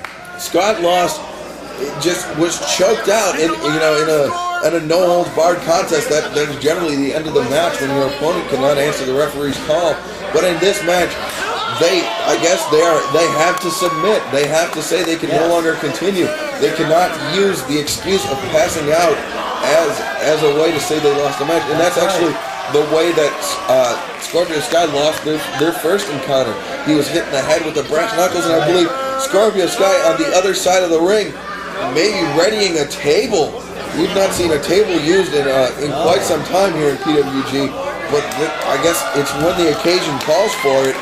And it sounds like he's setting up a table. He could be setting up a ladder or anything. Our cameraman is staying very steadily on Scott Lost. So I'm not keeping a tight shot on Scott Lost. You know what he could be setting up? He could be setting up some sort of rocket launcher, or perhaps here's a table. I was going to say a stationary machine gun, but no, it is a table that Scorpio Sky has set up. And boy, does it look like an old and rickety table, and a very dangerous table for them to be using in this match. For the days of vaudeville. Indeed. Some people say that radio has killed vaudeville, but Scott Lost would not let him. Oh my God! What an incredible maneuver as both men going over the top rope. I'm not sure who got the worst of that exchange, Disco. Oh my God! Both men could be knocked out at this point. So this match may be extended for an indefinite amount of time. Would it continue on to the next PWG event if these two men were unable to continue? If they had lengthy hospital stays, if both men went into a coma, would the match be over when they came out of the coma, or would we just have to call it off? I'm not quite sure. I guess we'd have to. I think PWG may be in some legal trouble if we had a match where two competitors. Beautiful tope con hello by Scorpio Sky. We would be in some legal trouble if two competitors went into a coma thanks to a match that we had sanctioned here in PWG. I would have to agree, but we would tell that the match continues. We saw that shiny chair used last month, and now Scorpio Sky trying to use that shiny chair again to great effect. That chair, which was not broken last month, now broken by the backbreaker by Scorpio Sky, and you can see Scott Lost just twitching as after he was choked out in this match and now revived and then brought over the top rope with that suplex maneuver. But now Scorpio Sky, he's got him stretched down on the table. What is this, Disco Machine? Sky going up. The crowd wants to see it. He's feeding off the crowd like we saw before. And now Scorpio Sky. Frog splash! Frog splash! He just crushed Scott Lost in between the table. A Scorpio sandwich for all intents and purposes. And now Scorpio Sky pulling up that steel chair. He's getting back up to his feet ever so slowly, and now he's pulling Scott Lost off the debris, off the remains of that table, and now pinning him up. He swings him over to the Scorpion Deathlock, the sharpshooter. Scott Lost's own submission maneuver. Scott Lost saying no, but now Scorpio Sky pulling it. He's digging in deep. Scott Lost. What is this? Now Scott Lost putting the chair on the back. Oh no! Scott Lost is now in a very, very bad position. This has got to be it, Disco Machine. The steel chair across the back of the neck. Scott Lost. Scott Lost gives up. Scott Lost gives up. Oh my God, Disco Machine. I've been called many things in my day. But after December 3rd, there is only one name that goes with Joey Ryan. And that, my friends, is Champ. He's tied up.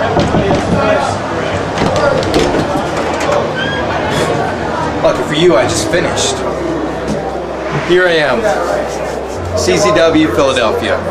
B-Boy, this is where you made your name on the independents. B-Boy. Combat Zone Wrestling. And you know what? We had a good match last time. One-on-one, but you know, you might have got the best of me. And we have an 8-man tag coming up at the next Pro Wrestling Guerrilla show. And you know what? Who else is in that? Oh yeah, Petey Williams. Well, you know what? I really don't like either one of you guys. And that 8-man tag, I'm gonna kill 2 birds with 1 stone. So Petey Williams, B-Boy, you guys better watch out, because in that match, I'm gonna pin you both. 1, 2, 3. Oh wait, I got poop.